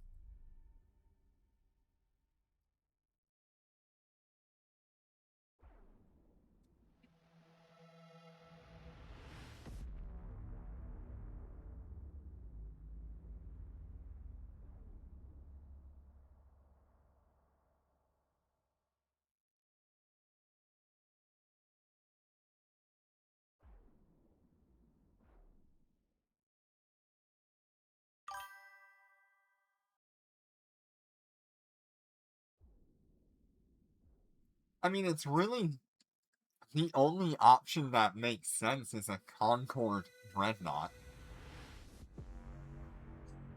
Because you look at all the ships leading up to something like the Shanghai or the Marshall, you go Pacifier, which has no drones. You get the Enforcer, which has no drones. You get the Marshall, which has no drones. And then you get the Cyan, which has fighters, and the Shanghai, which has fighters. So, like, there should be a Dreadnought that would go above the Marshall. Because it has no drones. Realistically, a Dreadnought probably could have already happened, but as a company, NetEase sees the value of a Dreadnought as low, since it doesn't require nearly as many things to make it up and running. The asteroid belt has been mined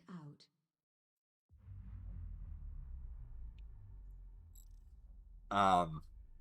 You think about all the modules that a carrier needs, um, is way, way, way more than a Dreadnought will ever need. So the money that comes in from that would be a lot higher on a carrier than it would be on a Dread. But I think a lot of people would rather fly a Dreadnought than a carrier. Warp drive active. So they would sell a lot more units of a Dreadnought if they were to sell it like they have every other high-set capital. I think a lot more people would actually buy a high-set Dreadnought.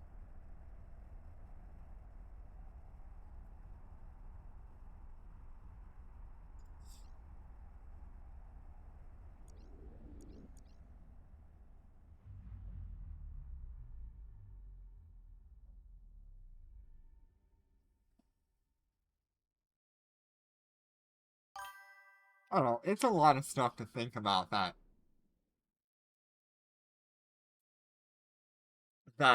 NetEase could do and still make profit because of it.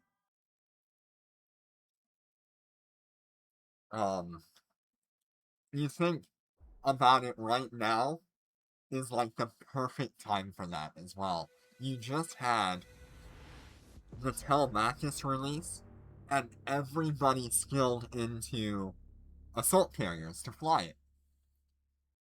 Well, now, if they want to release a high-sec dreadnought, people are going to need the Lazarus to skill out of assault carriers back into dreadnoughts.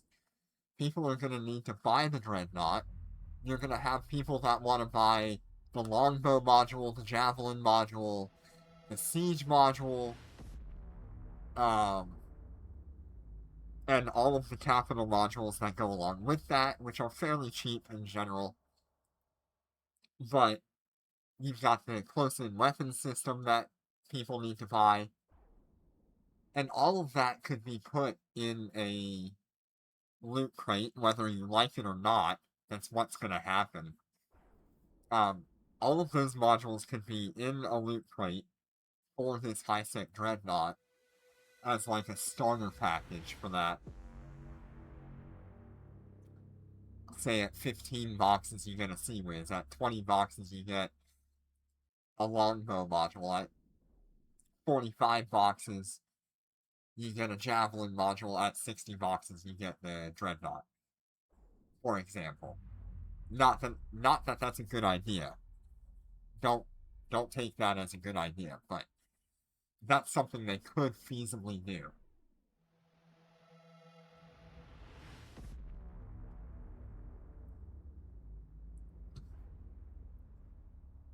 It would still cost $300 to even get your hands on one of those. So it's not great. Not by any shot, but realistically, if we're looking at it, that's likely what would happen if they release a high-set Dreadnought.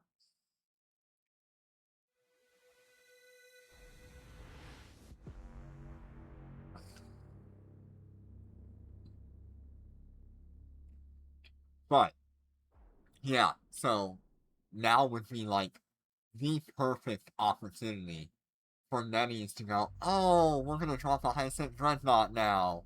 Because everybody just skilled out of carriers into assault carriers, all of the fighter skills, and then they can sell boxes with Lazarus units to go along with that. I'm telling you, it's gonna happen.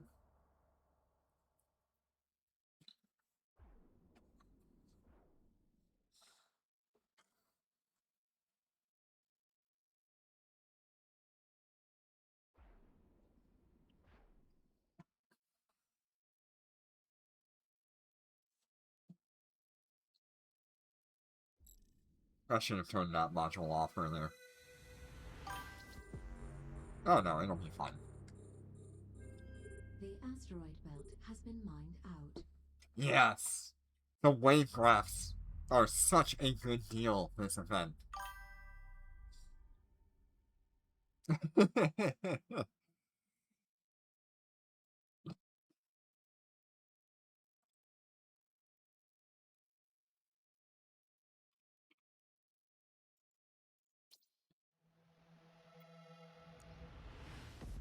There, that is exactly the reason why I looked through the whole event on patch day, because Warp drive active. sometimes you just find that one item and it's so perfect. Where you can make a lot of ISK, whether you're just selling the item itself or running it like the wave graphs, if you've got a lot of them. And it will help a lot of people for a very low cost.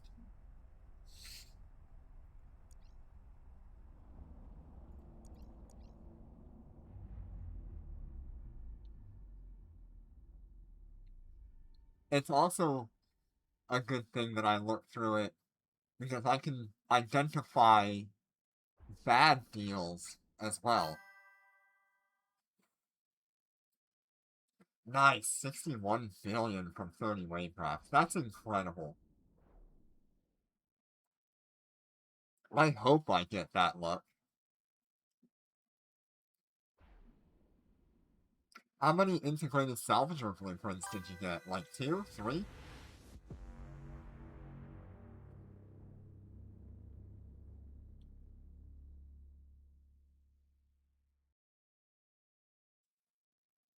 Or are you talking about the Ascendant ones?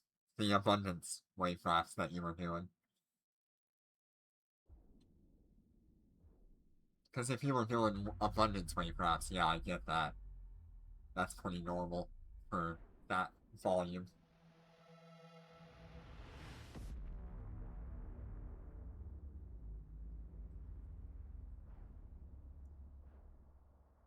Still a great income, though.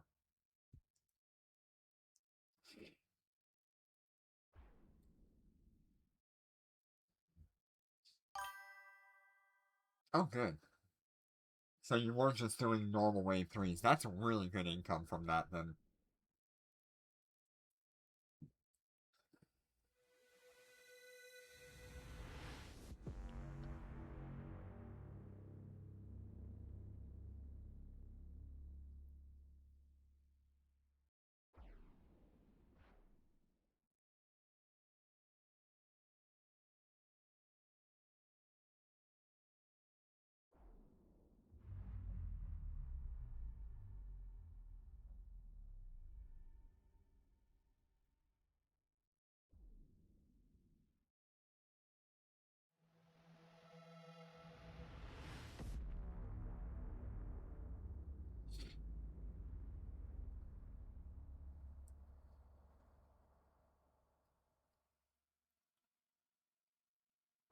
Yeah, it is a little bit funny.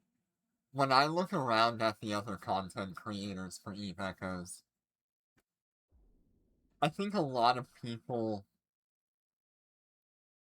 are very reasonable in their attempt to not spend the money on the game and all that. And I'm in a very unique position where I can spend the money on the game. Um, so the way I look at the game is significantly different from the other content creators. The asteroid belt has been mined out. I'm in a unique situation where I can pretty much get any of the content on day one, as long as it's available through purchase. And then also, I'm I'm more acutely aware of Warp drive active. how much value I'm actually getting out of what I purchase, which isn't really talked about a whole lot. Most of the time, it's just don't buy anything from the company, make them change. Yeah. Yeah, as much as many people give hate and dislike toward whales, um, and rightly so in some cases where those people are absolutely abusing game mechanics because they're paying for things. Um, they are the reason why the game is still going at a regular pace. Without those people willing to spend the hundreds of dollars every event, some of them even pay upwards of thousands of dollars every event, we would not have the game that we have today. And it would have been shut down long ago. Um, but like I said, some whales are absolutely should be should be discouraged from using their money that way. Because they do abuse game mechanics with that, and that's not good for the game. But the others that are just enjoying the game and providing the company with an income, those are fine people. I have met a lot of good people like that.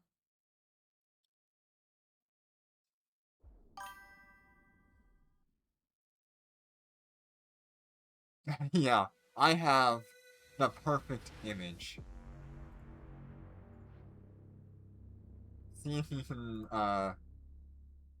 find yourself on the whale chart.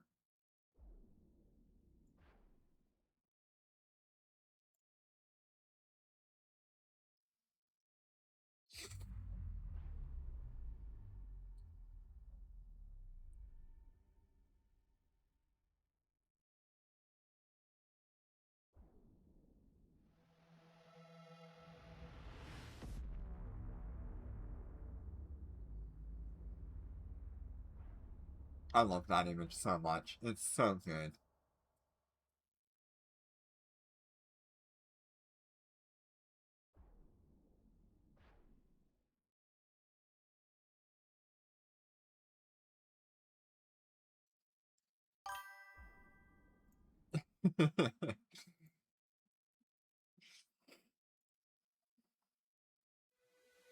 Yeah, I do enjoy myself a good Interstellar Bazaar.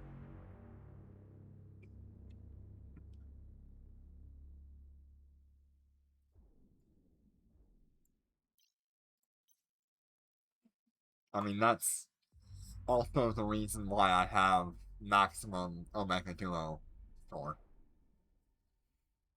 I want that 60% discount. Especially if they're gonna add, like, other nanocores to this in the future, like they said they would.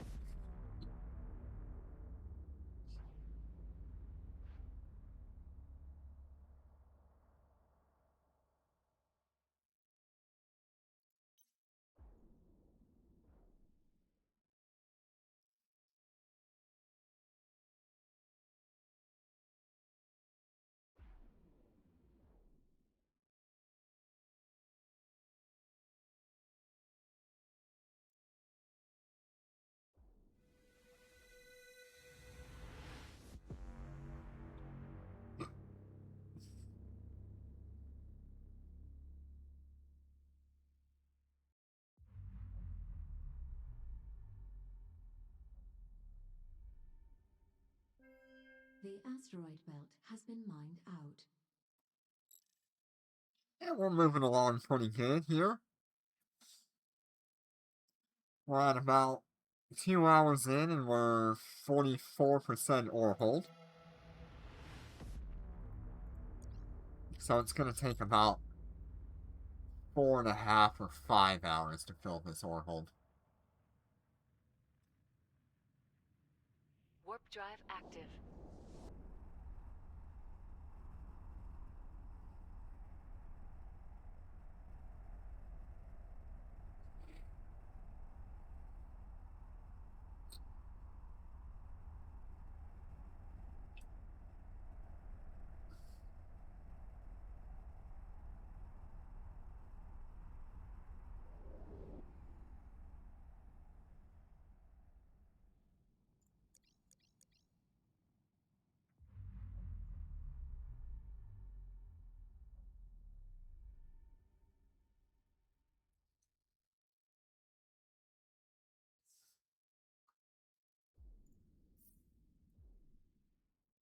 Alright, we're not too far on the ore hold either. 55 million is not bad for high sec. It's definitely not breaking even, though. I mean, I've been through... What is it? I've been through... almost 400,000, like 350... Yeah, about 350,000 gigajoules of fuel. That's like 175,000 heavy water? Where is it? There we go.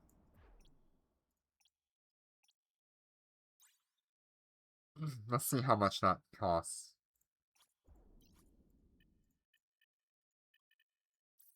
So 14 million. Okay, so we are breaking even technically. Because each heavy water is worth 2 gigajoules. So we take that 350,000 divided by 2, and we get the raw amount of heavy water that we used. So 14 million ISK to make 50 million. That's not bad.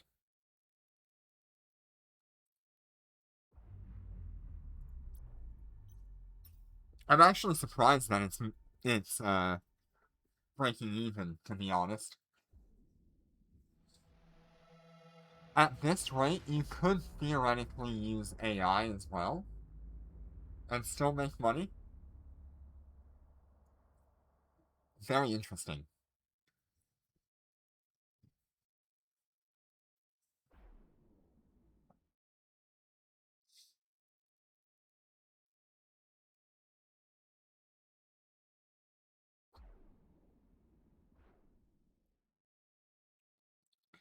Now, that number would be a lot worse if I did not have 555 on ore compression, which reduces the amount of fuel usage from this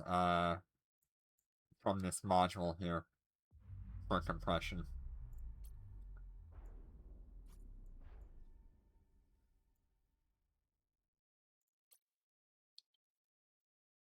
So very good. It can definitely go a bit cheaper as well. If I upgrade my nanocore,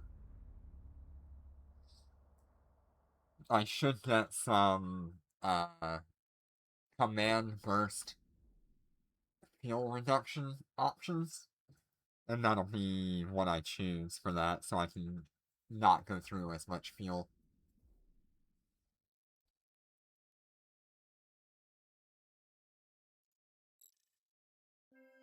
The asteroid belt has been mined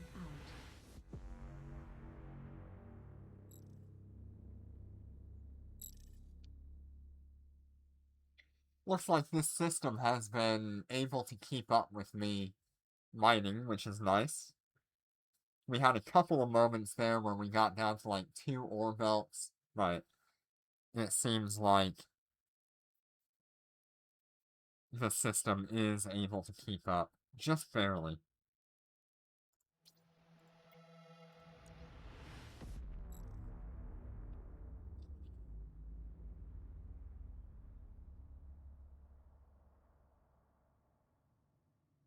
Warp drive active.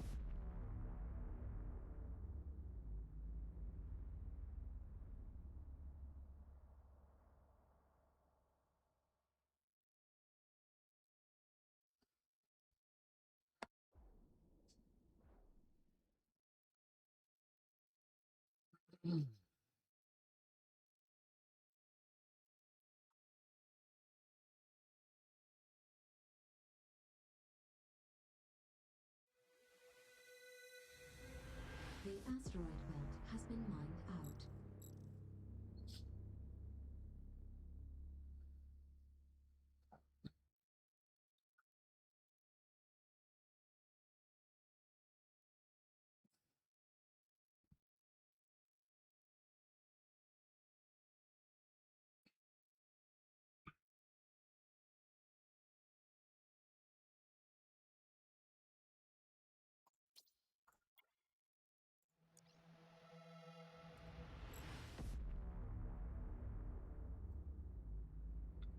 Alright, we are almost to 50% Warp drive on our active. ore hold. We're probably going to stop right about the 50% mark, because I think this will give me a pretty good idea of my mining rate and all that. Give the corp a little bit of material as well to add to their collection.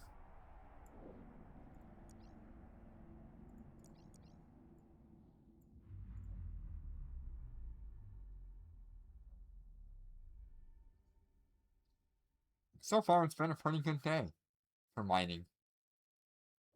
It's done a lot better than I expected it to, especially for the volume of fuel we're using versus how much we're actually making on the ore.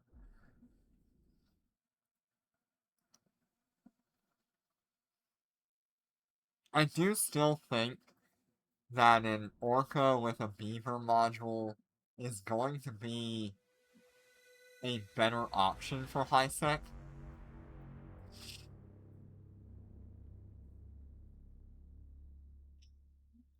Especially since it's cheaper to get an Orca nanocore and things like that. And you're still going to do just about as good as the Rorqual anyway with your beaver module. You just won't be able to hold as much ore in your ore hold. But we're only doing half an ore hold on this thing, which is just about the size of what you can hold in an Orca. I think it's like 325,000 cubic meters that you can hold in an ore hold on the Orca. So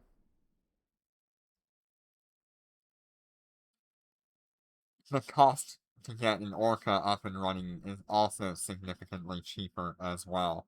I mean, you're looking at maybe 35 billion versus the 150 or 200 billion it takes to get this ship up and running. Yeah, 173.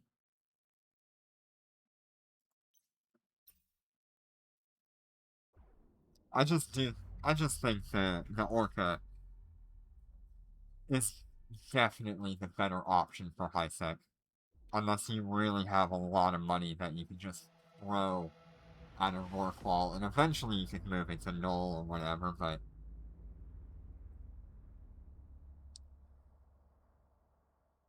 not necessary.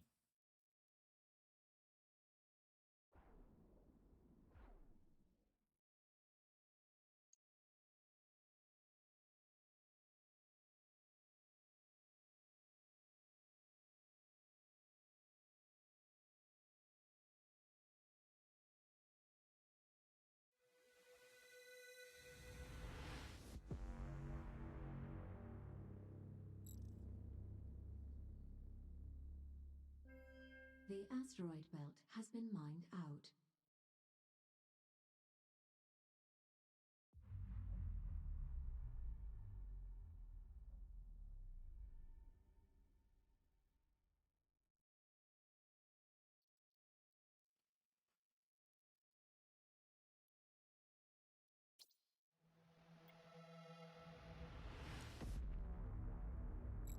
I can't exactly tell, but it feels like we're getting 1% ore hold for every belt that we clear, Warp drive active. which is not bad at all. I mean, it does mean that we have to clear like 100 belts, but it's not too hard to work this thing around. You just gotta keep an eye on that capacitor.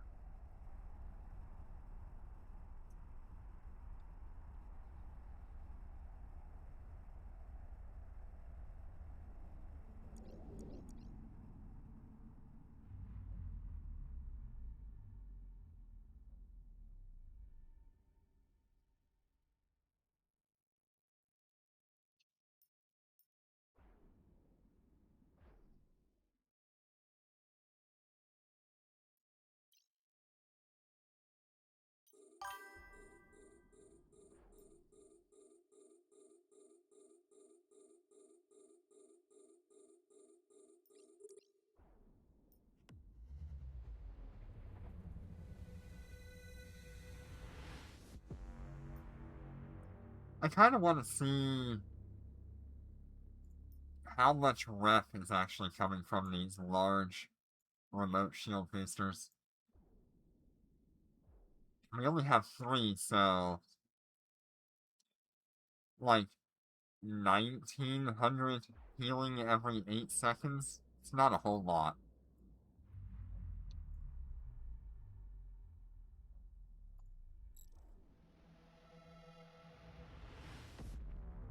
But what it would do is help you keep...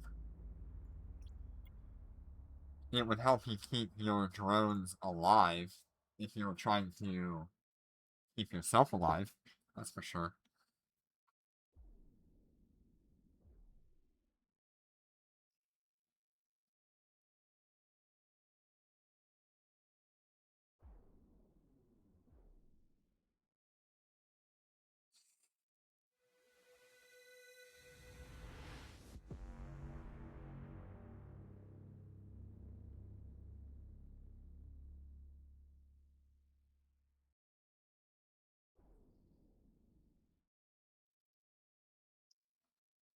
Okay, so we're getting more than 1% per asteroid belt, it seems.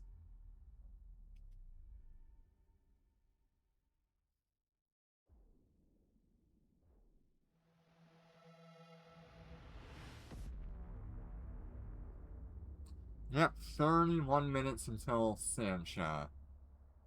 I don't know if it'll be high sec though, because we had like a 7 out of 8 mostly high sec system early in the morning, and then we've had 2 low sec ones. So maybe it'll be high sec, but my bet is that it'll be mixed. And I just won't bother with it.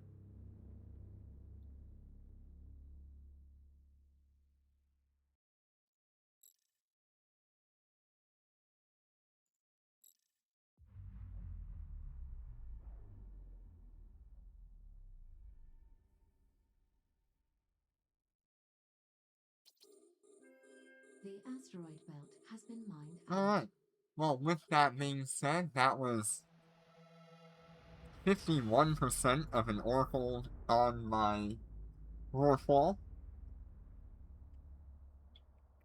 Not bad. We got about 62 million worth of ore. That is a pretty good stockpile of minerals. So thank you all so much for joining me today, and I will see you all on the next one. Take care, and be safe.